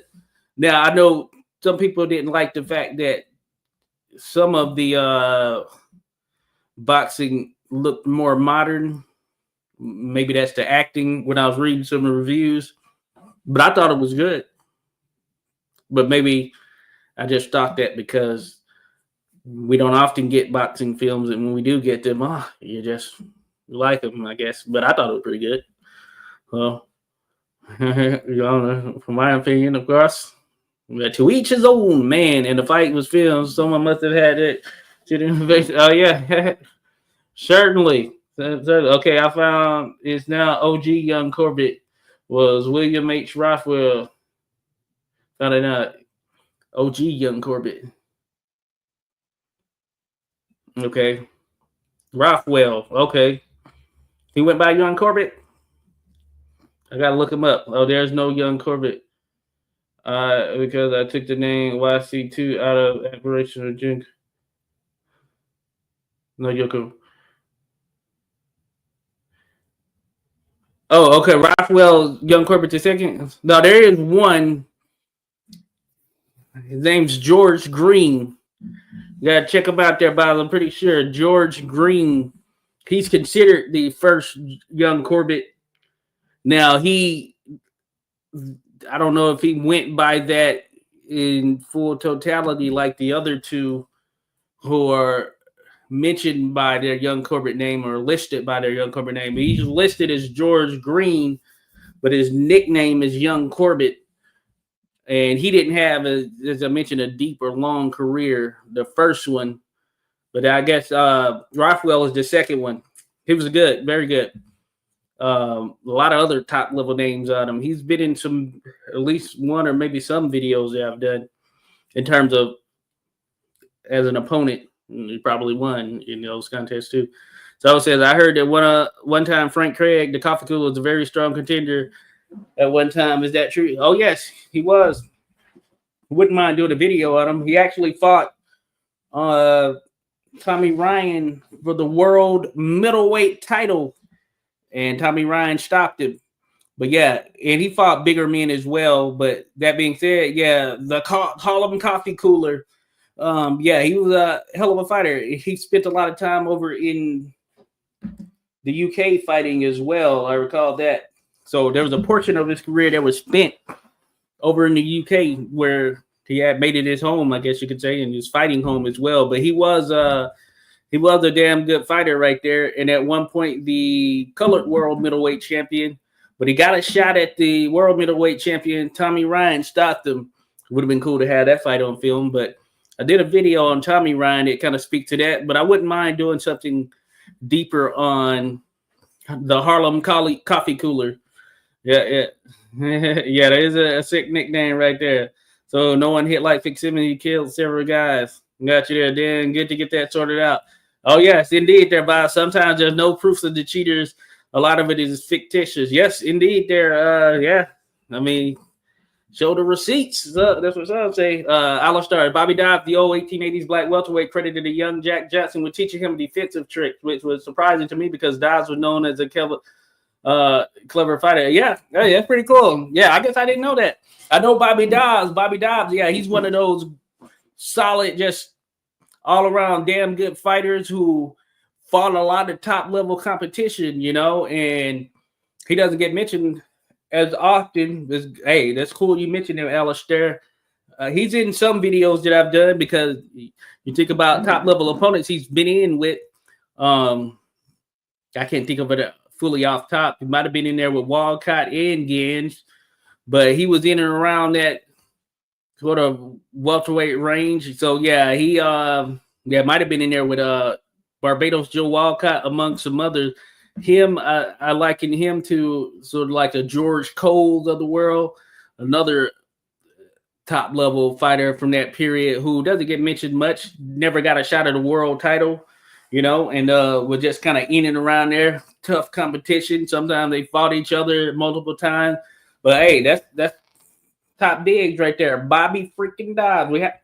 We have some some pictures of him as well. I know he's in some videos that I've done, and I might have done I think I did one of those like photo animation videos on him. But he's someone I would certainly like to chronicle his career somewhat in one of those videos that I do one of the longer versions. Good stuff there, Alistair, Bobby Dobbs, but he's been in there. Me and Random Acoustic Thoughts, we did a video where we were talking about, I believe it was Sam Langford versus Bobby Dobbs, because he might have been in there with Langford too. I just can't remember fully. But I'm sure that I know it was Bobby Dobbs and someone that me and Random Acoustic Thoughts did a video on. It might have been a third fight between him and Langford or something like that. But got to double check. Don't quote me on that fully. But cool, good stuff. People argue that Dempsey did cheat based on Willard's face and that Dempsey didn't leave anyone's face like that. But they fought like that. No neutral corner played a huge factor on that. Yeah, he was getting pounded. I mean, he was getting pounded. I don't know. Willard was stopped. That's the only time in Willard's career he was stopped, I would say. Firpo stopped him, I know. It might have been another stoppage as well, but this one might have been one where I can't remember if he was actually put down, but I can't remember that one. But yeah, I don't know. I feel like it was Dempsey giving them that work. You just look at it. We've seen some beatings handed out, and a beating was handed out there. I mean, we got some pretty good footage of him getting a beating handed to him, and he couldn't do a ton. I would say that. Dobbs Austin, look at who he fought and beat. Very underrated. Yes, indeed, there. Bobby Dobbs, Soul says, and everyone forgets about Willard Hart, man. Kept trying to fight and getting up after that brutality. Yeah, indeed. He went on for 3 rounds. 3 full rounds of getting pounded on before he finally stopped. I'm sure that didn't help. Because I'd imagine he had a lot of injuries and probably contusions and crap after the first round, because that's when he was really just getting pounded with Dempsey at his full strength. And if you look at some of what we have from those other rounds, hey, Dempsey kept coming, kept gunning for it, trying to knock him out for sure. And he finally got to him, made him stop. Belcher was defeated by the great Hen Pierce. Yes, Hen Pierce. Yeah, they chronicled that in the movie. Hell of a fight. And I guess, of course, Belcher, this was post him having that eye issue from playing squash or handball, something like that. They showed that in the movie. And apparently it was a great damn fight right there. Belcher gave it his all. His last sort of great fight. Unfortunate ending for Belcher, too. I can't remember exactly what it was, but I know he dealt with some alcoholism. It might have been that. But I do remember it being an unfortunate ending for Belcher, which is, yeah, unfortunate. Sucks. Dan Farrell Fitzsimmons killed opponents. Oh, yeah, I know Dan has mentioned that. I haven't looked into it to that degree. It may have very well happened. He was a big-time puncher. And Pierce retired undefeated at 7-0 for a bare-knuckle fighter. Most have about 10 fights or so, yeah. Very rare to get a 20-bout-plus fight in that area. And that fighter in that era being fights to the finish, your body can't do so. Yeah. You had some with some of the lower amounts there. Hey, you were high level competition, and like you said, hey, it could be punishing, grueling, Bob says Young Corbett II actually fought battling Nelson twice. Okay, good to go. Young Corbett II. Hey, that would be cool to have. I don't know if any of that film. I don't think so. I don't think there's any footage of Young Corbett II, but it would be cool to have. I know there's a reenactment of Young Corbett II and somebody fighting. Could be Nelson. It could be the governors. But I know it's someone, and that's all we have. I don't think we have any footage of Corbett II fighting. Certainly correct me if I'm wrong, but I don't think we have any footage. Dan Willard, really tough to take that beating. Money bets on lasting so many rounds. I don't like that. Dirty. Why didn't his corner throw the towel? Brutal, not good. Yeah, I agree there. I mean, like, that wouldn't have lasted certainly here in modern times, but man, that was brutal. But yeah, you thought that it was over in that 7th knockdown, but they just took him back to the corner. But no way he should have continued there. So I could see the rumors being that Dempsey had his hands or his wraps were laced or whatever. But also, that aside, you can see the beating clearly. And Dempsey's defense or Willard's defense was crap. And that has to factor in. So Jim Mace was from the 1880s, right? Jack Dempsey said he had a great understanding about power. I thought about Jim Mace. Now, I guess he did some stuff in the 80s, and he had some boxing matches. Really a bare-knuckle guy. I think he had a lot of work before that, before the 80s. and I'm not a full steward of Mace. I know if you look up like his boxing record under Marquess of Queensberry Rules, he did a lot of stuff with Herbert Slade, taught him a lot. Matter of fact, he discovered Bob Fitzsimmons. I think that by the 80s, Mace wasn't that guy he was, at least back when he was champion and fighting as a middleweight and heavyweight. Trying to remember from a bare knuckle standpoint. Yeah, I can't remember fully. I know, Dan, you're familiar with Mace, but I'm trying to remember. I believe he was middleweight champion on the bare knuckle side. I know he fought heavyweights. Can't remember if he won a heavyweight championship or not. He may have very well. But I believe by the 80s,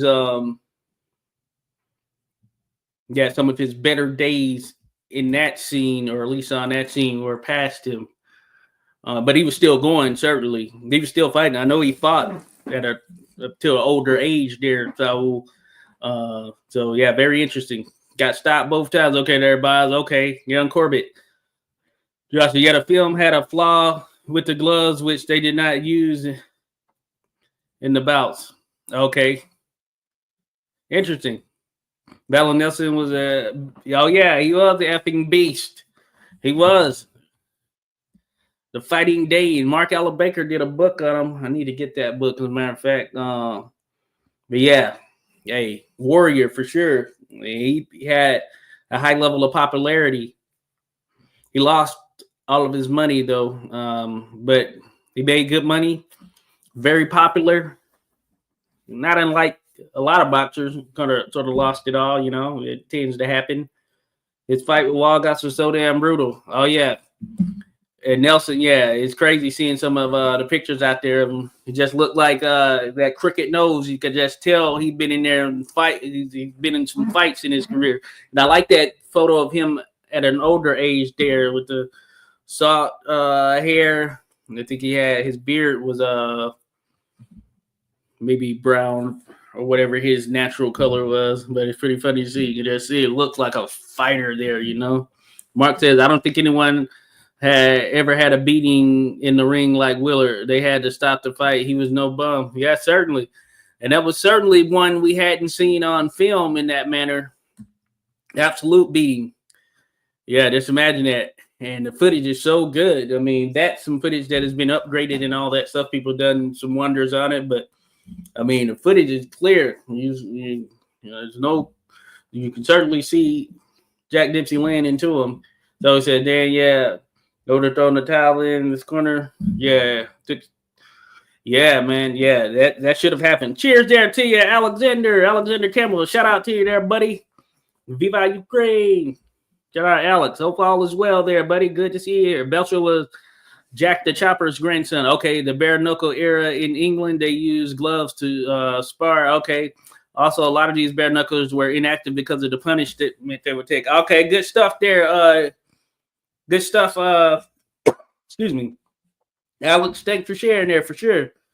Thanks for sharing. Yeah. Punishment, certainly. You're using bare knuckles. Then the damage you're taking to your face. Just look at those guys that, they're bringing it back now. With this bare knuckle FC and stuff. At least they have the wraps on their hands. But look at some of the damage they can take. Or they take. Doesn't take much. And really get jacked up, and I imagine your hands as well. You got to give those time to heal. But yeah, man, crazy. Yes, that's right. Green was YC1. Okay, good stuff there. Good stuff there, Bods. Oh yeah. Hey, Wikipedia works some wonders, doesn't it? So people go in there and update it. Dan Saul was arrested a couple of times, manslaughter. One time against Conor Fitzsimmons killed him, and the trial went over a year in New York. Very strict state exhibition. He killed guys, some died. Oh, okay, cool. I got to look into that myself there, Dan. I've done a video on, I've done some talks and things on Fitzsimmons, and I've done a video, but it was an old video. But I want to do something deeper. No, but yeah, very interesting. I know Harry Lewis, he was the first one convicted of manslaughter or death in the ring, from what I recall. I did a video on Harry Lewis, but I know what I was able to research, he was the first convicted and charged. charged and convicted. Very interesting. That's great. Now you gave me an idea of a boxing thread. The 4 young Corbett's. Oh yeah, yeah. So there's 4 of them. Well, generally, I'd imagine there could be even more than that because there's a lot of guys who would come in and take on a namesake, even if they weren't really at that level. They may have fought a few times, if that. And you see them listed out there. Even all you had to get was 1 official fight in. Fitzsimmons a brutal puncher like no other. Yeah, he's definitely damn that lanky power is so real. I had a friend that was tall and lanky as hell, and he knocked the F out of uni and high school guys when he was in the middle school. Oh wow. Wow. Yeah, hey. Think about some of those lanky guys. Bob Foster, Tommy Hearns, freaking long and could just sling that thing. So Wild Guys and Nelson brutal. Oh yes. Bob says funny thing is arguably the best young Corbett III got the alias forced on him.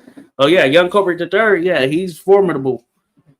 He was top. He was top level there for sure. And we have footage of him. Matter of fact, did he fight Jackie Fields? Is that the footage I'm thinking of?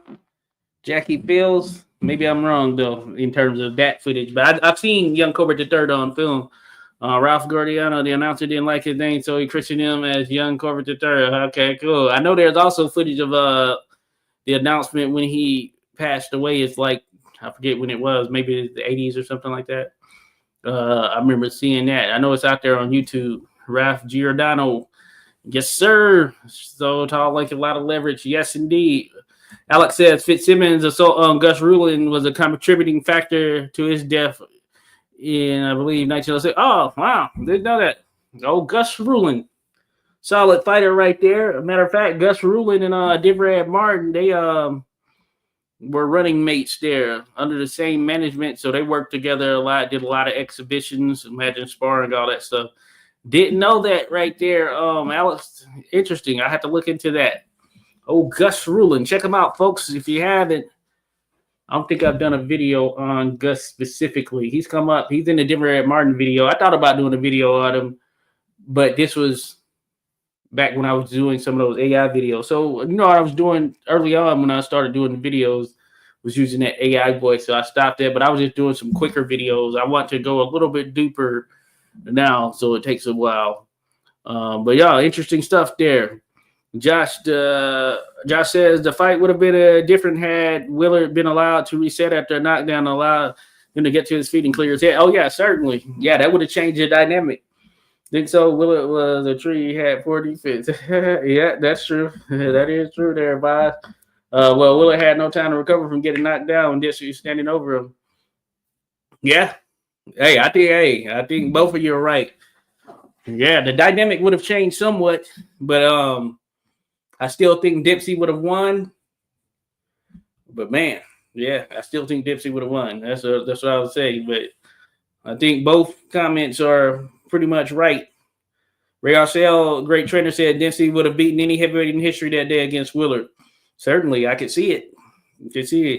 Josh is not saying Willard would have won, but I think Jess would have taken the same kind of beating, maybe 1-2 Furpo guy. Oh, yeah. Might have been like that there, Joshua. Mark says Willard was crazy strong. Already lifted 500 pounds bales of hay on the forearm. Doing this all day seems insane. Yeah, crazy. Yeah, he was known for his strength and endurance. And, had a hell of a right hand when he could land it. We saw him take out, Johnson with that right hand. And so, and the contrast, of course, to the Dempsey fight is Johnson was there at that particular stage of the fight. Dempsey or Willard had time, to really work it and had worn him down. So he was able to get that right hand out. Of course, he never had time with Dempsey. Oh, by the way, I found out Fitzsimmons' grand relative. Oh, yeah, grand relative on Twitter. Oh, yeah, crazy there. So that is pretty crazy. That is pretty interesting. Yeah, there's some family lines out there. Some have commented on the channel. I don't know if Fitz specifically, but from other fighters and all of that stuff. It's pretty cool. Warming. I'll ask if she has unseen footage of him. Okay. Oh, you know what? I wonder if there's still one. I know there's a YouTuber out there, and it was a lady who had some Fitzsimmons stuff on her YouTube. I can't remember if she said she was a relative or not, but interesting. But hey, that would be crazy if she had some unseen footage. No need to hold that back. Let the world see it. Yeah. Alexander said the Dempsey loaded gloves is BS Con shoveled out to get even with the great Dempsey. Yeah, I think so as well there, Alex. I think that's the case as well. Bitter Doc Kearns right there at that particular time. Yeah, he and Dempsey had a falling out. Of course, Kearns was there. He was about that money for sure. And of course, Dempsey was his prize fighter. I mean, it would have been the case for any fighter or anyone who had Dempsey as a or under their management. Of course, you were going to be the top dog in terms of what you're generating financially. So yeah, there was some bitterness there for sure. No Raps in Belcher at the time. Yeah, no doubt there, Joshua. Yeah, different game right there. By just the ever slippery Kearns for sure. So says Tommy Ryan is another underrated great. That man was a machine. Joe Trubisky said that he would have beat Greb. Hey, yeah, very interesting, right? Very interesting. Hey, I tell you what, he was very technical and hell of a fighter for sure. So capable of doing so, certainly. And you look at it, I think he only lost twice in his career, somewhere around there, and he had the competition to boot. Hell of a fighter, welterweight and middleweight world champion, and hey, I think he would have been certainly one who could have mixed it up pretty well with Greb. And he, he's so technically sound, and he could teach others. He did teach others as far as boxing. So, man, if anyone could have done it, and of course we know Greb did have some losses, but yeah, I think Ryan was certainly capable. I will say that. Mark, who was the bare knuckle champ of who punched the bark off trees. I don't know. Who was that? So who says? I think it was James Figg. Okay. Yeah, Figg, who I was mentioning. I think he might have been the one that was a relative of Belcher or Belcher's dad or whatever, or whomever that person that someone mentioned up here. Someone mentioned it here earlier. But that's pretty crazy. Okay, Bob says he fought Fields. Yes, yeah. Okay, yeah. Jackie Fields. A great fighter right there, Jackie Fields. He's someone I wanted to do a video on. Well, at least I've thought about it. Some of this I say I thought about it. But some people I do have on the list. There are some videos or at least scripts that I've started. Some I may have one paragraph. Some I may be halfway through. I just haven't gone back to in a while, you know. Sounds right, think so. And Josh, we do have film of Rulin versus Jeffrey. Oh yes, I've seen that. Man, I wish we had more of it, you know. And it's not good. Well, there's a version that is not very good, but I've seen a version where someone went and cleaned it up a bit. But that being said, man, it's great to have. You know, I wish we had more, but you get to see Jeffrey's in there with Gus Rulin. And I know that I saw a listing of there was sparring footage of Gus Rulin and Denver Ed Martin. It existed at some point, and I don't know if it's officially lost or what, but I know there was a film of Denver Ed Martin, Gus Rulin sparring. I mentioned they were running mates under the same management. It might have been who was their manager? I can't remember if it's Harry Gilmore. It might have been Harry Gilmore. But that being said, it existed at some point. It'd be crazy if that's out there somewhere. Fitzsimmons had those sinewy muscle, mean build for a puncher. Oh yeah, old Fitz. 20. I got you there, boys. Alex, the young Corbett that beat Terry McGovern. McGovern had been slipping mentally. I mean, insane asylum straitjacket mental. Okay, gotcha. Oh yeah, I imagine that factors in there, Alex. Yeah, I imagine it does. For sure. Oh, terrible Terry McGovern. Yeah, big time puncher. One of the all time punchers there, McGovern, for sure. Um, I got a video out there on him. It's one of those older videos though. All of them weren't or updating. Some of those older videos, they all weren't updating larger or for larger, more extensive content surrounding their career and all. Dan Fitzsimmons had a heart punch, killed one guy, and paid the family. Gus Rulin died a couple years later from Fitzsimmons.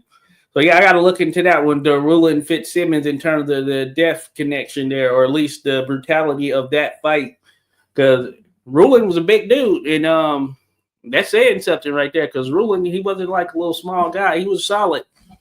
So yeah, man, Fitzsimmons laying that type of damage.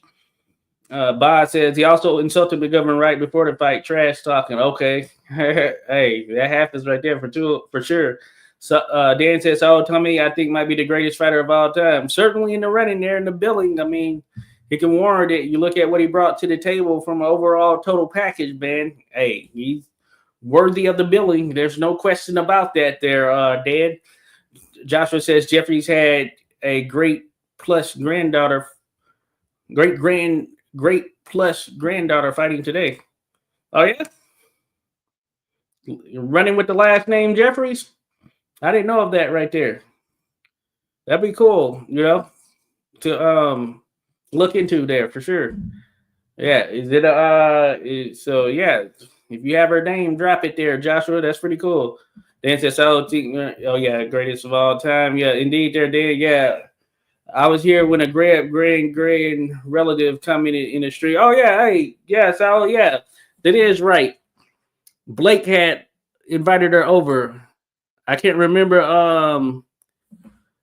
I can't remember.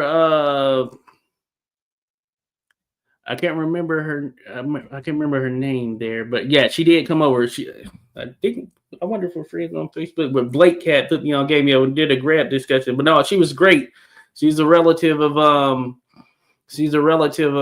Grebs. That's awesome. Yeah. So yeah, I recall that. That might have been last year. Tama. Hey, what's going on, Tama? Coaches never get any glory, even though they're the ones pulling the string. Oh yeah, hey, there's some pretty good coaches out there. Or I mean, the boxers, you had trainers back in the day. Yeah, a number of these fighters were training guys at the same time as well, or working with other guys. But yeah, coaches, they factor in as well. One guy I've done something on is, and I need to dive into him a bit more in terms of recollection, but Professor Mike Donovan, formidable for his time, and he was fighting at an older age, teaching a lot of people. Jim Mason, another fighter who was doing that.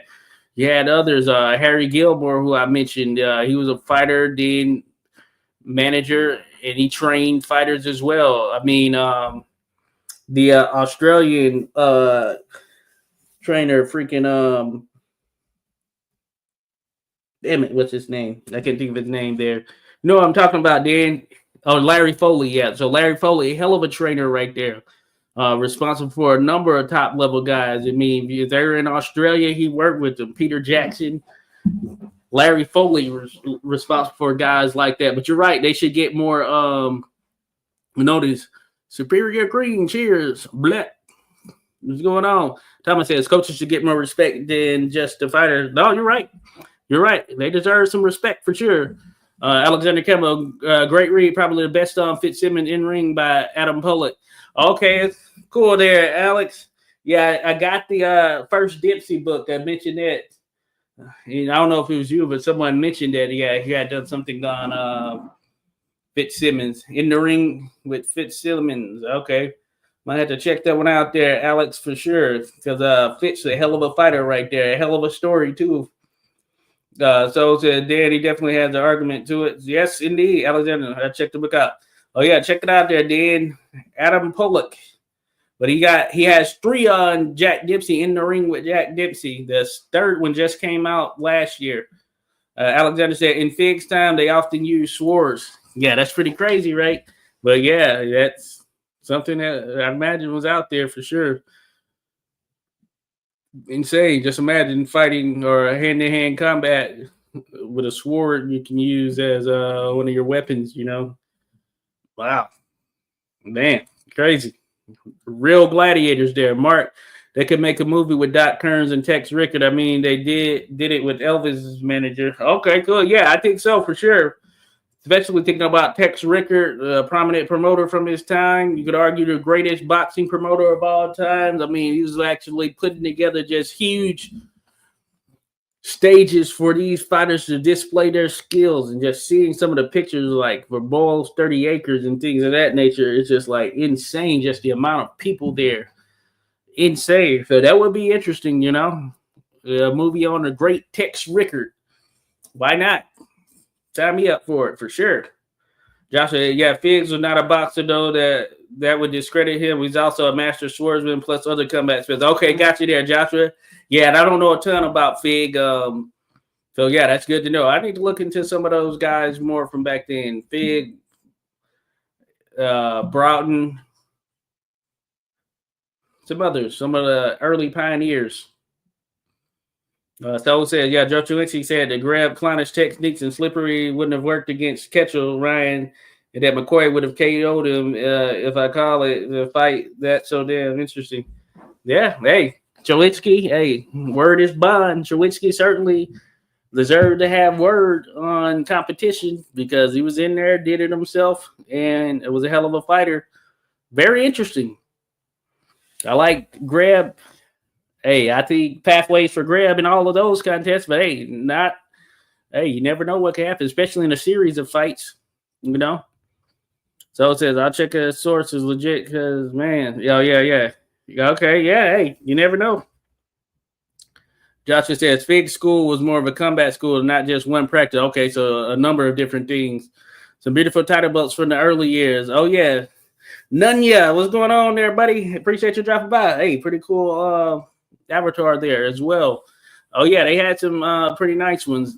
Yeah, that Sullivan belt was pretty cool. That one of the original ones he had, and of course that got busted down or melted down, and then I think he had got a replica, but none of them exist now, at least. But Skywalker had mentioned someone that had some kind of belt, Sullivan type belt. I can't remember the name of the guy, but I saw a picture of some Sullivan type belt. Maybe they're using it in some kind of bare knuckle thing, but I don't know the particulars of it. But I heard something or saw something of that nature. Mark, the poet, Lord Byron, took pugilistic lessons from one of those bare knuckle champs. I don't remember which. My personal favorite old time fighter was Mendoza. Oh yeah, father of scientific boxing. Oh yeah, I've seen and read some stuff on Mendoza. Seen as in some YouTube videos, read some things on them as well. And of course, there are some pictures out there, or at least more so paintings, depictions or whatnot. But they're pretty par. And scientific boxer. And he wasn't a huge guy either. And he would take on bigger guys. So that shows you, hey, skills pay bills. That's good stuff there, Mark. Hey, imagine, I don't know if there's a movie out there on him, but imagine a movie on him or something like that. I imagine that'd be pretty dope. James Fig, none you bet. Yeah, yes, sir. Yeah, James Fig. Yeah, man. Yeah, I didn't know of all the swordsmanship and all that stuff. That's pretty cool. Josh, I have to go to the East Side Boxing to see where Jeff's offspring was covered. I think it was the 100th anniversary of the Jeffrey Johnson fight where she was mentioned the picking all. Okay, cool. I'm gonna remember that. I'm gonna try to look for it. That's pretty awesome. So yeah, also on Facebook group Antique Prize Ring, there's a mod that is a Gibbons relative. Oh, awesome! I think I'm a part of that group. As a matter of fact, I haven't been in there in a while there, but that's pretty awesome. Old Gibbons. I'm doing a video right now. Gibbons is gonna pop up. But I like both of the Gibbons brothers were top tier. You know what I'm saying? Top class, excellent boxers. Mike Gibbons, often underrated, one of the great middleweights there for sure. Alexander said, Fig's time there was no rules, basically. Broughton drew up the first rule. Okay, cool. Got you there, Alex. Good to know right there. Some clarity in that. Those one, hey, I understand there, Mark. Hey, that autocorrect it always wants to spell things for you too. Mendoza was a really great fighter, way up there. Okay, got you there, Joshua. Yes. From what I've accounted for and what I've read and seen, yeah, that was the case. And I had heard that father of sort of that scientific kind of style or whatnot, known to take on these bigger guys and give them that work. So Broughton was a great fighter. Oh yes, all good there, boys. Rickett and Kearns were colorful characters. That's putting it mildly. Yes, indeed. Salute, fellas. God bless. Hey, cheers there. Defying irony. Appreciate you dropping by there, buddy. Yeah, we're talking a little 1880s heavyweights, and other stuff just from around that time or whatever. So it says Bob Armstrong and Denver Martin from the 1880s. So tail in Armstrong, tail in, I believe tail in for Armstrong, but certainly tail in for, well, yeah, I can't remember if Martin actually, I don't think Martin fought in the 1880s. I think he was more 1890s. Armstrong, he might have started tail end of the 1880s. I can't remember here off top, but yeah, but the bulk of what they came to be known for would have happened in the 90s. And then I think with Denver Martin, even beyond that, crossing over to the 1900s, because I think Martin, he got his start the latter portion of the 1890s, mid to latter portion. Yeah, not too far off from Jack Johnson. And of course, Sam McVeigh. Yeah, those guys. But Bob Armstrong might have been slightly beforehand. So I think Armstrong might have started there at the tail end of the 80s. Let me see here. Bob Armstrong. Tough resume. I think his first fight was Chewinski, as a matter of fact, which is crazy. Oh, no. So 1894. So, yeah, he's not 1880s. So 1894. So, yeah, both of them likely then. And Denver Ed is 1899. So, yeah, they came a little bit later there. But, hey, interesting, right? Interesting. Sullivan called the police Gazette belt a dog collar. Oh, yeah. And he had an issue with Richard Fox right there. So some of that, I think, was tied to that as well. He said he would put that thing on a gosh damn dog. Hey, Sullivan, hey, crazy. He's got some funny stories out there for sure, doesn't you? Josh, I get the old fighter's word, some grain of salt when Toonie claimed Dipsy could knock out Matthews, Charles, Walcott, Marciano in 5 rounds, one after the other in one night. Yeah, that would have been a challenge right there. Yeah, I'm taking the under on that for sure, Joshua. Saul says, I found an interesting post where Corbett said that Bob Armstrong was a fighter with most potential that he ever saw. Hey, Jack Johnson mentioned something to that tune as well. Yeah, Armstrong, man, yeah, tough career there. Hey, when you're developing there on the job, yeah, a lot of hey, that's tough. He did battle royals and all that stuff, so very tough career. Denver Martin, he was another good one right there. Had a lot of potential. But yeah, that's top billing. Hey, there's a little bit of footage of Bob Armstrong sparring someone. I can't remember who it is he's sparring, but I ran across it not too long ago, as a matter of fact. And it's in color. They're the guy who does the color video, Legends of Boxing, or maybe or something like that. I know that he has a color version of it as well, or it might be on actually Fight Films Guy channel. I think it's on the channel for Fight Films Guy. Bob Armstrong is sparring someone. Is it Gunboat Smith? Could be Gunboat Smith. Maybe not Gunboat though, but he sparred someone, which is pretty cool. And this is Bob Armstrong, I believe, after he was fighting, or after his fighting career as an active fighter. But of course, you know, training, sparring, working, and all that stuff, still stuff that goes on. Mark, from what I read, Kearns and Rickett were larger than life. Yes, indeed. Hard work or hardly working. Everyone, hard work. Got you there. Tama. Appreciate you dropping by there, buddy. Hey, working hard. We're working hard around here. He really wants to believe it, considered he was a racist. Got you there. Yeah, he must have. Yeah, he must have believed it. Yeah, Bob Armstrong was a very interesting fighter for sure. So you mentioned Frank Craig. He was a great world colored middleweight champion. And Tommy Ryan gave him the shot as world middleweight champion. 18 round and beat him up. Yes, he did. He did. Hey, yeah, Tommy Ryan. Hey, special fighter there for sure. Bob Armstrong, underrated. Yeah, he had a tough career. Just tough resume, you know. Start out with Joe Trowinski, then you continue to go on. You're just thrown in there with some guys that probably a little bit better than you were, even though Armstrong was a big, solid dude. It's just tough. But yeah, Frank Childs, who Dan mentioned, the crafty Texas man, hell of a fighter right there. Definitely underrated heavyweight. You think about that period. He's only about 5'9", stocky guy. And man, he was a pretty solid heavyweight, you know, and man, he can mix it up with pretty much any of those heavyweights from that period, especially just factor in that his size. So, you know, he had to have a skill set to him because he was often going in there with some bigger guys. And they did fight some smaller guys as well. Joe Walcott speaks volumes to him because Childs and Walcott fought. Matter of fact, Walcott broke his hand, I think, in a contest with Frank Childs. But Frank Childs, excellent heavyweight right there from that period, who doesn't get a lot of mention. Good nod right there, Dan, for sure. Alex. John Jackson beat Mendoza by grabbing him by the hair and beating him senseless. When he drew up, the rules brought and didn't include hair pulling. Oh, wow. That's pretty crazy right there. That's pretty crazy. But yeah, anything kind of went there, I guess.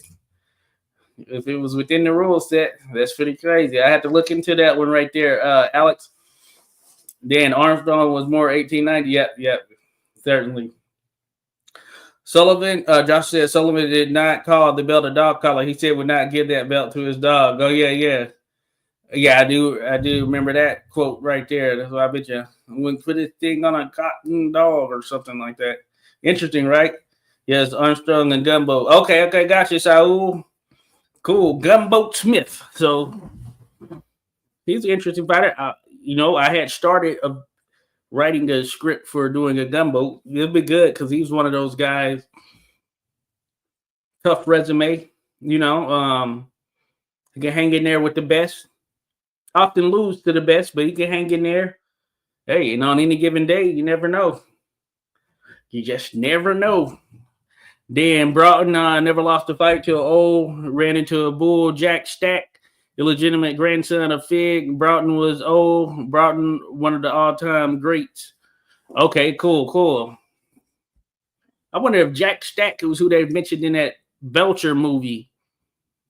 But I'm not 100% certain, though. I'm not 100% certain. But that Jack Slack, is it Slack? Stack or Slack? I feel like I've heard that name. Joshua, a lot of the bare knuckle fighters would shave their heads not to get their hair pulled, but Mendoza loved his locks of hair. LOL. Pic show he had amazing hair. Oh yeah. I think about and excuse me, the most famous of them, Sullivan Kilrain. Yeah, Sullivan. Hey, he cut all his hair off, he cut his mustache off, all that good stuff. So yeah, like, hey, this is gonna be the last one right here. Not leaving anything up for grabs. Damn, yeah, Ryan was so damn good. Yeah, Ryan was good. Yeah, so there's a video on the channel I did a little while. It might have been last year. Kind of chronicles some of Ryan's feats, and man, yeah, he was a heck of a fighter there. Worth checking out. I think it's called. Yeah, well, the title's changed, but I think you'll like it there. And it speaks to Tommy Ryan and some of the things that he was able to do in his career. Man, he was a hell of a fighter there for sure. Tommy Ryan of Syracuse is what they used to call him. Alexander says, Jack the Chopper Slack, Belcher's grandpa. Okay, yeah, that's the one. The chopper was basically a kidney punch. Okay, kidney punch. Yeah. Oh, no, liver there on the right side. But kidney punch. Oh, that can be illegal, huh? These days, right? But Jack the Chopper Slack. So okay, Belcher's grandpa. Yeah, so I guess that's the character that was in that Belcher movie that I'm thinking about. It might have been Russell who played him. I think his name's Russell, the guy that played in Gladiator. So yeah, it was pretty good. Hank Grimm too. Hank Grimm. Or Hank Griffin. And I know Joe Grimm. I'm gonna watch it, man. Oh, cool. That's how old. But yeah, hey, appreciate it. But yeah, I think you'll like it. Barbados Joe Walcott was from the 1880s too, right? Did he start in the 80s? I can't remember if he started in the 80s because he won his title in 1904. He might have started in the 90s. He might have actually started in the 90s, old Barbados Joe, but he could have very well started in the 80s. Or in the 80s. Thanks to the changes, everyone. Oh, yeah, good stuff there, Martin. No, yeah, appreciate it for sure. I do have a video of Hank Griffin out there, a very tough fighter. Hey, he had some work done with Jim Jeffries right there. Jim Jeffries held him in high regard. So Hank Griffin, man, tough fighter. And he didn't have a big career in terms of number of official fights. But that being said, solid size, about 6 foot. And strong guy. Had a nice jab. Decent size to him, as mentioned. So he's a pretty good boxer. Tough as well. And yeah, I have a video on there that speaks to some of the people he fought, but he had a smaller career in terms of total fights. I'm trying to remember if he even amounted to 20, but it would have been maybe around 20 or something like that, if he even got to 20. But there were top level fights, the fights he did end up competing in. But of course, one of those opponents, definitely one to mention, James J. Jeffries. Prime Jeffries at that. Saul says, I saw the newspaper that he challenged Tom Sharkey, but it seems like the sailor didn't want no part of him. He was a pocket demon. Then, hey, Barbados Joe was a hell of a fighter to deal with. You think about it, like 5'1" and what he was able to do. You look at today, look at a guy like Nick Ball. You see the way he fights. He's about 5'1" and aggressive, super aggressive, and tough to just deal with. And he's often pretty much always the shorter guy in there, but he finds a way. So it's crazy. Joshua says late 80s to the 90s about, I think, with Wildcat. Okay. Yeah, it may have been late 80s. I think when he won the welterweight title, it was around 1904 or something like that, if I'm not mistaken. So he started to put in some work there in the 90s. I think the good deal of his work there in the 90s. So, yeah, very interesting for sure. Dan says Fitzsimmons pounded the S out of Sharkey twice. Oh, yeah. One of them, they have some funny business going on there with Sharkey in the Fitzsimmons fight. Sharkey got a disqualification victory out over him. I think it was disqualification. They went to court over it. But the judge ruled in favor. He didn't rule in Fitzsimmons' favor. I think it's in Sharkey's favor, if I'm not mistaken. I do mention it in a video. Can't remember what video, maybe Fitzsimmons video or something. But some bad blood there between the two. In the 40s video where Walcott was old, he said that Corbett trashed him, but he wanted no part of him too. Man, he was a damn beast. Oh, okay. Corbett. So in the 40s, that Barbados Joe you're talking about, did he live to the 40s? Let me see. I know there's some footage out there of Barbados Joe talking about George K. Levine. He's at the Garden. Okay, so he died in 35. So yeah, I'm wondering. It might be. What is it, 30? Okay, it might be the 30. I've seen the one. Yeah, he's talking about. Yeah, I know. I've seen the one he's talking about. Getting the shorty in there against George K. Levine. Crazy, unfortunate. You mentioned two other bouts. I think I don't remember one, but okay, yeah, but he might have mentioned Corbett in there. I haven't seen it in a while, but yeah, George Kid Levine, who he fought, I believe fought him more than once. Right there, he was talking about how, yeah, it was a crazy stipulations. He was not going to get a victory regardless of what he did, and he was going to get shorted on his purse. Rumors is the ref had money on Sharkey win. Oh yeah, that is the case there, Joshua. Forget the ref's name. I may mention the ref's name. I think I did a little shorts video on it too. But yeah, pretty jacked up, man. That's the same thing happened with Dixie Kid against Barbados Joe Walcott. Dixie Kid won the welterweight title, but the ref had money on Dixie Kid, and basically Walcott was screwed. It's unfortunate. I think the video was from the 40s or 30s. Oh yeah, got you there. So yeah, I know what you're talking about. I know which video you're talking about for sure. Joe Walcott retired, became a janitor at Madison Square Garden. This film I'm talking about his day. Oh yeah, I have seen that. It's been a minute since I've seen him, but I do certainly remember him talking about George Kid Levine, who's a pretty solid fighter there. Levine, Dan Wyatt Earp had his money on Sharkey. Oh yeah, and was the referee. So when Fitzsimmons finished, Sharkey with the solo plexus. Oh yeah, that is right. That's the one. Wyatt Earp, the gunslinger. There's a show on Wyatt Earp on Netflix. I thought about checking it out. I don't know if they mentioned anything, if anyone's seen it. Maybe you know, but I don't know if they chronicle anything with his boxing ties and connections. But that being said, I saw that there's a Wyatt Earp show on Netflix. It's pretty cool. You know, I thought about doing a video on Wyatt Earp, just on the channel, talking about him from a boxing perspective. I have thought about that. I never really dove into it, but I do mention that. I think I created a little shorts video of that specifically as well. I think going into that contest is the one where he had a foot-long, I want to say Colt 45 or some type of pistol. And there's like a picture of it in the magazine too. It got confiscated going into it, so he got arrested. It's crazy, hey. But yeah, he's a gunslinger. I guess that's what you do. Oh yeah. Dan Joshua, that was some BS. Unless I like Sharkey, he was dirty. Oh yeah, he was definitely a dirty fighter. Fighting Satan. Look at him.